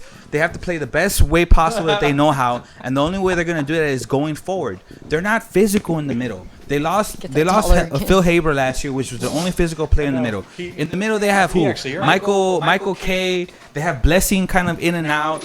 Blessing got rocked. He got Bless him. Meg. He got flown. Bless him. That boy got nightmares from like 4 players in one game alone. Right. So he's psychologically, he's not gonna be in this game if he gets touched and played with. If you take this team that's used to dominating games, outscoring opponents, leading in goal differential, and you come out and you make them chase the ball the way they did last game, at home for the first 10, 20 minutes, they're gonna sit back and be like, "What the fuck is going on?" It's not a fluke. Really quick, and I It's no don't longer mean a to fluke. cut anyone off. I just gotta. I want LA Galaxy to demoralize these guys. Right. Cut off. Sorry. Can you No, I hear think me? you got cut off. Yeah, I did. Insider info. I just got a quick text. Romney Breaking is news. not. Yeah, it's not starting tomorrow. Shelvick. Well, you know it's not Romney. Shelvick is most likely, obviously, but you know it's not Romney. So It just makes more sense. After the comment, Okay, so knowing that, he would better you be put starting, Shelvick? You know? More to In my the point. center More back. to my point of staying physical in the middle. Why going not? forward. There's No, I don't- Shelvick. And then listen, I don't want to make a big deal. I just wanted to share the news. I appreciate just wanted to share the news. No. Angel, saying that, why wouldn't? To your point, why wouldn't you put Shelvick in the center back and put Polenta? We give up. We give up To his point, to his because point. we led the league in goals against GBS last Wait, year. wait, We're playing against LAFC. Espérate. Who has the most wait, goals wait, in wait, favor? Hold on. Against LAFC. All right, relax. Hey, Dave, go ahead. Dave. Here's a quick and like really straightforward answer. GBS hasn't played Shelvick at center back the entire year. That's why. Mic drop. 1 point for Oh me. yeah. Oh, it's totally different. And my point regarding Shelvick at center back is like it's not to say that that's what we should do. It's a potential option that could be considered. And to that, Shelvick, GBS has never played Leggett in the midfield with Donna up until this year too. That's a lie. That's an absolute lie. When? That is an absolute. You mean when Corona came in and he was playing right next to him? Before Corona came, Jonathan? before He Corona was in came, front of him. He was in legit, front of him. they were still. He was playing in Fabio's role. Okay, when Corona came in, You mean specifically? yes. When Corona, Yeah. no. When Corona, No, not next to him. When He was Corona- playing in front of him, and then when Fabio when did that, when Corona came in, Uh-huh. the thing we liked the most, and we talked about it, was that Corona and Legit interchanged often on the field. They were for able that to same enter reason. 100. And what did we give Legit shit about that he couldn't push forward? But because of that? that's a world class team you're talking about now. Because if you really look at teams like Madrid plays with three. We're talking about with, the LA Galaxy. Okay, but what I'm saying is the mindset, the mindset, the mentality, the strategy, Chappelle right? wrap You it have up like- Madrid Uh-huh. that changes. They have one defensive center mid, and their left and right switch in and out. There's no way that we're gonna compare this mindset to a Madrid mindset. Okay, but the thing is, we've never played like this. But we are. There's no way that you could say that there's a Madrid mindset here. There's no way. There's no way that you listen. Look at there's no way. chat. If- We have a if live I- chat. Yes, you may. There's a couple things about course you your, may. your lineup and the tactics around it that kind of concerned me. Where I worry about the physicality is to Michelle's earlier point. Alan Chapman is going to be the referee. Thank you. There is a degree to which the Galaxy, especially the Galaxy, are going to at be able to Cyril play on Zlatan national television. Bones. against Referee all- of the year last year. Of course, that doesn't make him good. Yeah, It's that referee way. of the year. That's in Major League MLS's Soccer. referee of the Doesn't year. make him bad. You came in second for referee of the year. Like it's relatively easy to do okay at it, but it's to a degree it's going to be hard to maintain a certain level of physicality away to LAFC. Yes. With Alan Chapman as the referee, Yes. given that Carlos Vela is recorded as the most quote unquote fouled player in Major League Soccer. Couple things I'm going to hit on at once. Where I'm concerned about your ideology, which is more concerning to me. The best thing we can do as an organization, and the best thing, in my humble opinion, that we can do as a team and building a lineup, and it's hard, and I get that it's hard, and it's work. We're playing the Columbus Crew. We're playing the New England Revolution. We're playing Real Salt Lake. For the Galaxy, it has to be just a game. It can't be about teaching them a lesson. Because if we just win, we teach them every lesson we've ever dreamed of teaching. If we win, what can they ever say? What could they ever say? They waited, if you go back to Chivas USA, they waited 8 years for a win and couldn't manage to do it. And they did it when they were broke, and they did it when they were rich. And they failed every single fucking time. And that's if we sneak out with 1-0, without a single foul, without a single broken up pass. All we have to do as a team is win. And we accomplish every goal. If we go in and we play them like we're playing El Tráfico, if we play as if we understand that if they lose, it's all fucking over and it's catastrophe, we're gonna get smoked. We're gonna get smoked. It's important. It's very important. And I want them to know that it's important. I want the players to know it's important. I want the coaching staff to know it's important. But the moment the whistle gets blown, we got to play the exact way we played against Seattle. Yes. Sans a red card. Sans a red card. We got to play the exact way we played against Seattle. Agreed. Like the mentality for 100%. us has to be, who are you? You're another 3 points in my way towards the playoffs. Yes. That's the way Yes. we got to play because we know they're going to play like it's the end of the fucking world. If they manage to not win, it's the end of the world. So if our coach tactically can say, look, I got to keep my microphone next to him, sorry. If our coach tactically can say, hey, this is what they're going to do. We know what they're going to do because we've studied not only how they play everyone else, but sure as shit how they play us. If we can maintain and keep cool, calm heads, we got this. Zero Cool Tucker. But we got it. If we can maintain our focus and play them the way we played Seattle, played them the way we played. I mean, in all honesty, we did everything we needed to do at the first game this season. When they were by far, we were a dumpster fire. We were fucking disaster. Yo, Galaxy signed this man. He's another fucking motivational speaker. And as a disaster, Thanks for coming to our TED Talk. Quick question. Did you guys hear his little... You know what? I felt like I was gonna play tomorrow, and he hyped me up. I'm going to the stadium right now, and I'm warming up for this fucking See, game. remember, fuck you, Brian! Remember that? Okay, you guys remember that, right? So, if you guys haven't done so yet, go listen to after the very first El Tráfico, which was last year. Episode 74. Whatever, there you go. I don't go listen to that. Yeah. Like, I got so wet. Yeah. I was dripping. That was beautiful. And shout out producer Ben, the way that he set it up with the music. Producer Ben, say something. Say something, producer Ben. Top notch. Like, top notch. And I was like, yes, preach, Tucker. Hype Preach. out your man. And when he said, They waited for 3 fucking years. Yes. Like, preach, Tucker, preach. They waited for 5 years. Whatever, 3 or 5, whatever it was. Whatever. Point is, Well, episode 34. Come on, 5. You know the number 5. It's the most years we've gone without winning. Episode 74, right? 74? But episode 74, go peep that. Guaranteed. Yeah. The Bryant's best podcast, guaranteed. The best thing we can do is to play our game and keep calm heads. We keep calm heads, we got it. We keep calm heads, it's done. Drop the fucking mic. If it becomes, hey, drop the mic. But if ever there was a year, we it's should. not yours anyway. But if ever there was a year, we shouldn't. The fans have your fun, have your engage, do what you do. Believe me, not only does the city need it, the league needs it. Because Seattle and Portland ain't nothing close to the Galaxy and the LAFC already. But for us, as an organization, it's got to be just a game where you go about your business. Yes. That you analyze a left back, a center back, a right back, midfielders, wingers, and forwards. As a club, it's got to be just a game where you play just the opponents. In the 89th minute, if you're up by 4, let it be El Tráfico. Yes. But every fucking second before the final whistle, brothers and sisters, I tell you, every second before the final whistle. Brothers and sisters, I tell you. Tucker 2020. Tucker. And get this man a shot. Hold on. Here's your beer. Hold on.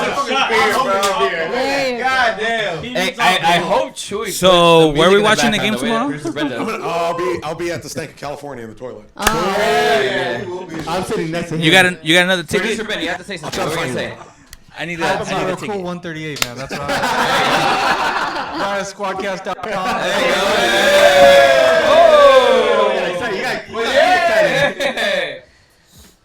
Episode 74, peep that out. Replay value. Listen. How do you follow up to that? Don't follow me. Follow at AFJAES on Twitter. They do a non-profit. I want to say. Shout out, Steve. Round of applause. Don't follow. If you want to follow me, that's cool. Just also follow them. Can we? Hold on. Can we do that? Can we do that one more time? Yeah, Can you let them know one more time what it is? I don't know how to pronounce it. Does somebody want to hit it for me? AFJAES. So it's at AFJAES. They're a 501c3 nonprofit. They are, U.S.-based nonprofit for youth football, an academy in El Salvador. They recycle soccer gear in the United States for good. They have a new moderator, which isn't important, and you can get them at Instagram at AFJA.es. Also, say Bucks team. One more time. I can't say the first word. He said Jen defeated 7. Yeah, definitely do that. I can't pronounce it. He rolled an R, and I can't do that. There it is. Mr. Tucker, where can we find you guys' podcast? Yeah. Lark News! On Lark News! Hold on. Hold on.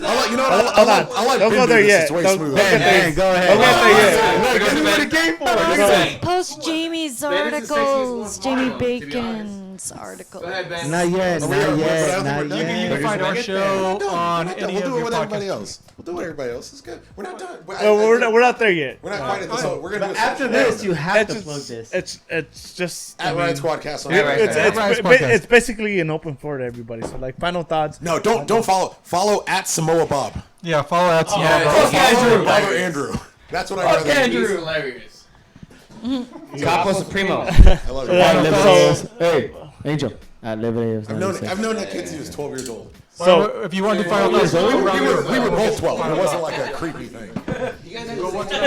Why'd you follow him? He was a 12-year-old. So hey, real quick. So we'll go final thoughts, and then you tell everyone where they can find you. So for me, it's like if you're going to the stadium, have fun. No fucking fighting. Listen, were you there last year? Hey, this is my final thoughts. No fight. This is my final thoughts. Anyways, so final thoughts. If you're going to the stadium, have fun, but be careful. You're a special breed. Believe me. The security is a special breed. Yeah, no, I mean if you have to defend yourself. If you're taking a scarf or a cooler, hold it tight, or a cooler. Yeah, throw them. Whatever. Just don't be stupid, man. Yeah. Don't get yourself in the news. Listen to that. Know what you're there to support. Yeah. You're not there to support yourself. You're not the Galaxy. Show your fucking pride. Use your voice. Wear white. It's simple. It's simple. There you go. I'm wearing blue, so I don't care. And Angel, don't get intoxicated before the buster. I can't confirm that he's gonna be intoxicated until Everybody tomorrow, take Lyft and Uber, please and thank Or you. use the buses. Don't drink Hey, and drive. Dave, I want to hear your final thoughts. At Jay Undefeated 7.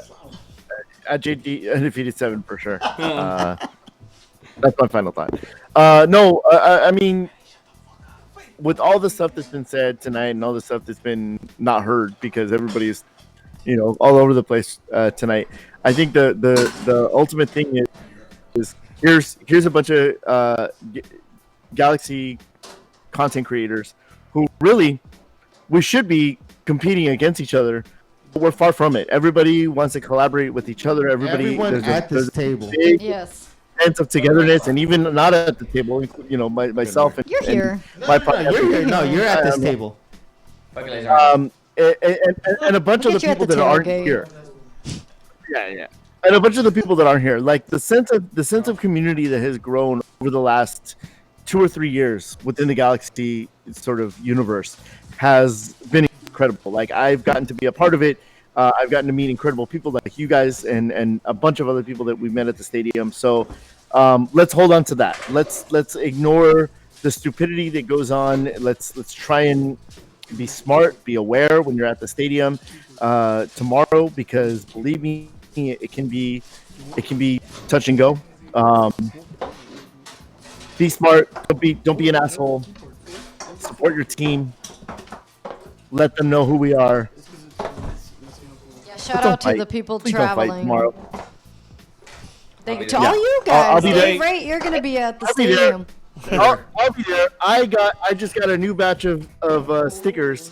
Pass them out. Hey, I'll see you tomorrow. I'm gonna pass them out.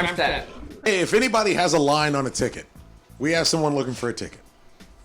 Hit us up. Hashtag LAG Tix. TIX. We'll make sure it gets to the right home. On Twitter. Hey, Twitter's where it's at. by If the you're way, not on Twitter, I don't know what you're doing with your life. well said, David. Thank you. Of course, we are supporting the same thing, and it's beautiful that we can do this, right? I remembered not too long ago something like this wouldn't have been possible. And I've certainly been around Major League Soccer and the Galaxy long enough to know where any podcast about the Galaxy wouldn't have been possible. Listen, throw anything that you ever listen. If this table doesn't say that we all come together, I don't know what the fuck you guys are gonna think. Yo, this table came together. With me later. Yeah, I know. We have like quote-unquote biased opinions. Hold on, wait. Before all this ends, I need to know: do you guys still hate each other? What? Was there beef? Who? There was beef. Where you gotta explain beef? Who hates? What's the beef? Twitter beef. Who are you pointing at though? They can't. The people Michelle. listening can't hear. Oh, okay. So Michelle and George, they had Twitter beef. We had Twitter beef? When? But Twitter's not real. When? No, Twitter beef's not Oh, real. fine. I don't even remember what for. What's the Twitter beef? Hey, give your final thoughts. Fine. Final thoughts. I just want to Final thoughts. Fuck LAFC, we're winning. Final thoughts. Hey, these are my final thoughts. Secret final thoughts. Thanks everybody for coming. Just look at me like you did epic. Thanks for everybody coming. I didn't give my I appreciate everybody's point of view. Everybody that stayed fucking with us. This was way better than I thought it would be. Yeah, I thank you. appreciate the opinions. I appreciate the patience. I appreciate the drinking. I appreciate the people viewing Yes, the thank show. you. Supporters, Tomorrow, just come out and listeners. support your team. Doesn't matter if you go out in all white and red, white, and blue in old school colors. It doesn't matter. Show up. Red, white, and gold. Show up. Blue, white, and gold. Sorry, too many drinks. Sorry. Show up, support your team, and win, lose, or draw. Remember what you're there for. You're there for the team. You're not there to talk shit. Yes, that's right. You're not there to get in trouble. You're there to support your team and get a win. Real quick. Unless you're Angel. And with that being said, red, white, and blue till I die, and fuck LAFC. All right. There you go. Blue, white, and gold. You said red, white, and blue. Blue, white, and gold till I die. All right. You said right. Yeah, you did. And fuck LAFC. Anyway, no, you know what? Real quick to Spenny's point, like if you're gonna go out and support, he said wear white, but dude, if you don't feel safe to wear white, that's fine. Just go That's ahead. fine. Yeah, enjoy your team playing. Angel. You're not forced to wear white. Okay, so my final thought. Let Michelle give her final thought. My final thought, thank you, is just friends and fans and fam. Don't lose faith, okay? Like, I can't emphasize enough that down and out, you don't stop cheering, okay, supporters? I know it's hard, and thank you, but like non-stop, 90 minutes, go, go, go. We can come back from behind, especially against LAFC. We've proved that. Never lose faith, even when we're down and out. That is all. Your plug? Yeah. Your plug? Everyone do your plug. Do your plug. All right, everybody, do your plugs. Oh, yes, at Simply Soccer __ for Twitter. I am at Hootink Michelle for Instagram. Girl, you know you damn well you gotta spell that name. HUTINK at MICHELLE. The reason I do that. Wait. It'll be in the comment section. Yeah. But Strike people me? that kind of don't want to click, no offense, like they take their time, and if it's not like right in front of them, they just like don't go. But the reason I say that is because I don't see my numbers growing when I see all like 1,100 people like following it. 1,100? That like Chris Tucker to you? Whatever. I'm just saying. That's like Chris Tucker. 940 when I could have 1,200. But anyways, so no, all I'm saying is like thank you for the people who follow, support, listen, and I know my name is, you know, unusual to spell, and even my students Change your name. in the bank has trouble. Michelle Hootink, it's Dutch. Change your name. So thank you. And Dave. Let me make this easier for people. Let me make this easier for people to follow Michelle. Go follow Simply Soccer, and then just click on the people that like I'm sure Michelle There it has is. her in her bio. But also, I didn't get to do my plugs. We are LA is our house. We do a podcast every Tuesday night, even though I know it Fuck Bobby, fuck Lewis. because they didn't show up. I know this is with Riot's podcast schedule, but that's what works out for us. So we record every Tuesday night. We try to get the show up by Wednesday. We also do a prediction show called Balls and Beers. If you think you can predict MLS and make money off of it, think again. Play our game. Anybody can play it. Next year's going to be interesting. This year's been a bitch. So go check out our show. Check out our podcast, our prediction show. LA's our house everywhere. How did George do us? You. All right. Follow us on Straight From the Stands. This is SFTS_podcast. We are sponsored by White Claw. White Claw. And Cheesy. White Claw. And Cheesy. Oh, and Stupid. Cheesy, yeah. So we're sponsored by White Claw and Cheesy. Yeah. Follow me at JUndefeated7. Follow me at LibertyF96 on Twitter, ADF3691 on Instagram. Okay, final thoughts. Shout out Popeye's Chicken. Final thoughts? Shout out Popeyes too. There you go. I still can't believe it's not butter. Untapped market Popeyes. I still can't believe it's not butter. My name is Brian from News Across the Galaxy. Damn. Hold on. I'm about to get serious. I dropped my mic, but I'm about to cry. Thank you, Nag News, for hosting. Thank you, Nag. One of the funniest things I want to say about this event is the fact that we are a united. We are a united front. Watch out. Yes. Chris about to get a lifesaver. He about to smoke out of it, and it's so dope. You know what I mean? The fact that all of us get along and be here in this moment, it is the most beautiful thing. And support everybody that's here. Simply Soccer, Straight From the Stands, Riot Squadcast, It Is Our House. Simple Soccer. I said it. All the viewers. Yes, please. JUndefeated7. Just know that from the bottom of my heart, you guys are the fucking shit, and I love you guys. Hey, cheers, You guys. man. What the fuck? Yeah. Cheers. God damn it. Yeah. Yo, sausage. Cheers, everybody. Drink your Gatorade. Hey, thank you, Chewy, for putting all this together. Yeah, thank you, Chewy. And the lightsaber. Benny's gonna go. Hey, preacher. Both go. I'm gonna go live. I'm going. We're getting there. Yeah, let Ben do it. Good night, Benny. So you Ben, can follow our Ben, show on Ben, just Ben, about any social media. Just search Rise Producer Ben. Squadcast. We are live every Tuesday night at 9:30 on YouTube, Facebook, Twitter, just about any other socials. You can go to our website, riotsquadcast.com. Yes. Tucker, did I miss it? Oh, you can follow Ed at Ed the Zombie 13. Hey. He couldn't be here tonight because he's like got a family commitment. Whoa, family. Yeah. Hey, to that. My bad. Sorry, Rudy and Massa. Fuck you guys. You should have been here. Oh, by the way, Rudy's on PTO. As a final thought, I just want to say Brian can still suck a dick. No. Final thoughts, Brian can still suck a dick. Ben! Suck his lightsaber. Ben, talk more to me. First off, you can find me at ZeroCool138 on Twitter. 1,100 followers. I'm on. Don't worry about that. He's I'm famous. also on Goodreads because I read He's fucking famous. books and shit. So like, educate yourself. We gotta become Goodreads friends. He named his son Damon. Also, they have comic books, so like you Best can thing look ever. like an adult without really being an adult. It works out really well for me. That's why he's good speaking. You watch porn? It also has Pornhub? erotica is what it's called when it's written down. 50 Shades of Grey? Yeah, most definitely. For I do if I get the final Go for it. chat, I would like to send all Galaxy fans home with this. Sometimes it is, and it's something I struggle with as well. But sometimes it's hard to remember who and what you are. Preach. You are blessed. You are divine. Preach. You support the greatest team in all the world. Preach. At an absolute minimum, the greatest team in this country has ever fucking seen.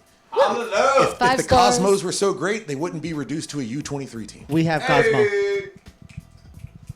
Always, always, always have an open heart for Chicago Fire fans and New England fans and Columbus fans. We all kind of agree. We're all kind of on the same page. But at the end of the day, remember who and what you are.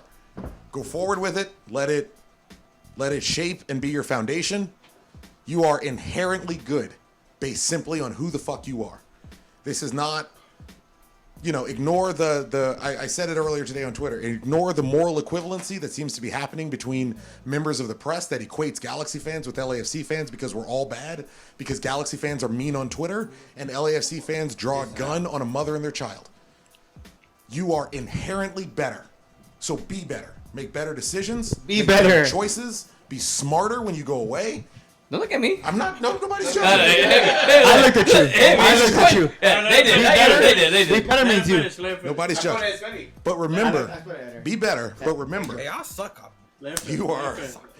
you are currently at war, and that doesn't mean go get physical with somebody or try to punch someone in the head. It means you have children. Protect yourself. You teach them properly. You teach them. This is where we come from. This is what we've done. This is where I've been, and this is why. I'm an LA Galaxy fan. If you're an old Larzer, you slept on a floor in a hotel waiting for a bus driver to get his sleep so that you can get back up and drive home after a loss, and then you bought a ticket to go away to San Jose the next fucking time. A lot of us have been on buses where the bus driver fucking fell asleep. And crashed. And crashed, yes. And what happened? You bought a ticket next time. Because that's what it means to be a member of this club. Yes. For every member of the front office that you disagree with, whether it's Klein, whether it's Vianis, whether it's Anschutz, whomever, they are not the Galaxy. They are not the club. They are stewards of your club. You dictate what this organization is. Be it the songs you sing, the games you protest, if it's necessary, the players you choose not to support, for whatever reason, whether they deserve it or not. You are the Galaxy. Your children are the Galaxy. Their children are the Galaxy. Because it's easy to follow a European team because they're 100 years old. Thank you. But as I said earlier, you are in the middle of creating your own history. Don't forget it. Because one day Major League Soccer will be 100 years old. One day Major League Soccer, if Trump hasn't fucking destroyed the world, will be 125 years old. Yeah. Make America great again. When they read about the players who really weren't all that great, but goddamn, their grandfather loved to watch Kobe Jones barnstorm up the right side.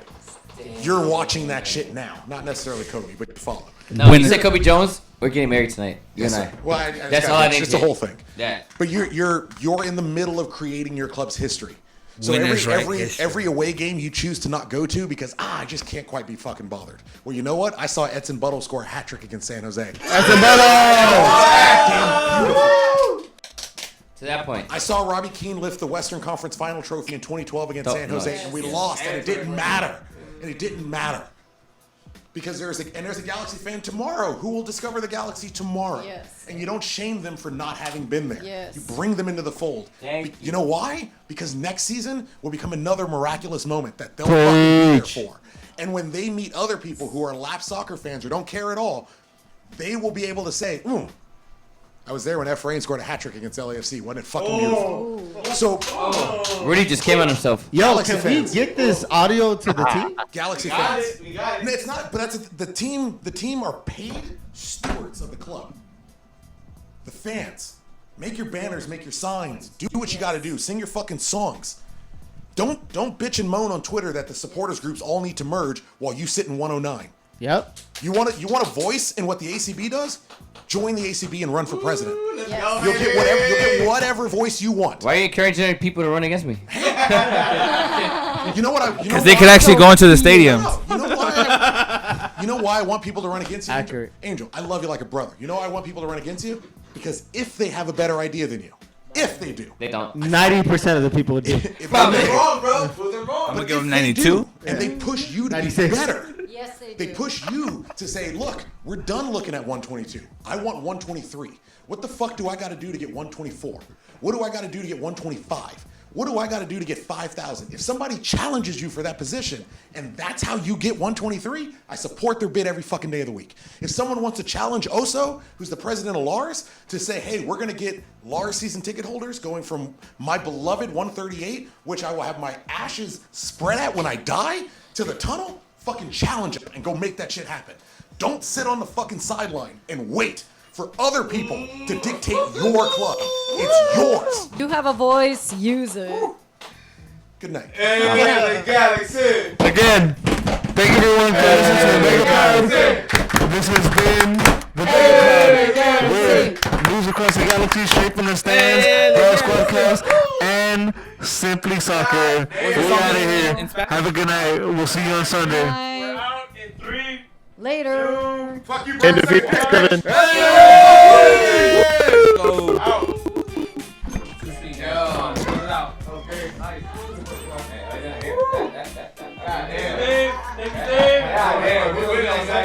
Thank you, Dave. Thank you, Dave. Thank you so much. Dave. And next time we get it, right? I'll say you chicken sandwich to them. No, the three of y'all need to be here, okay? I will personally give a ride How do you fucking in carpool from my parents' house in Palm Beach.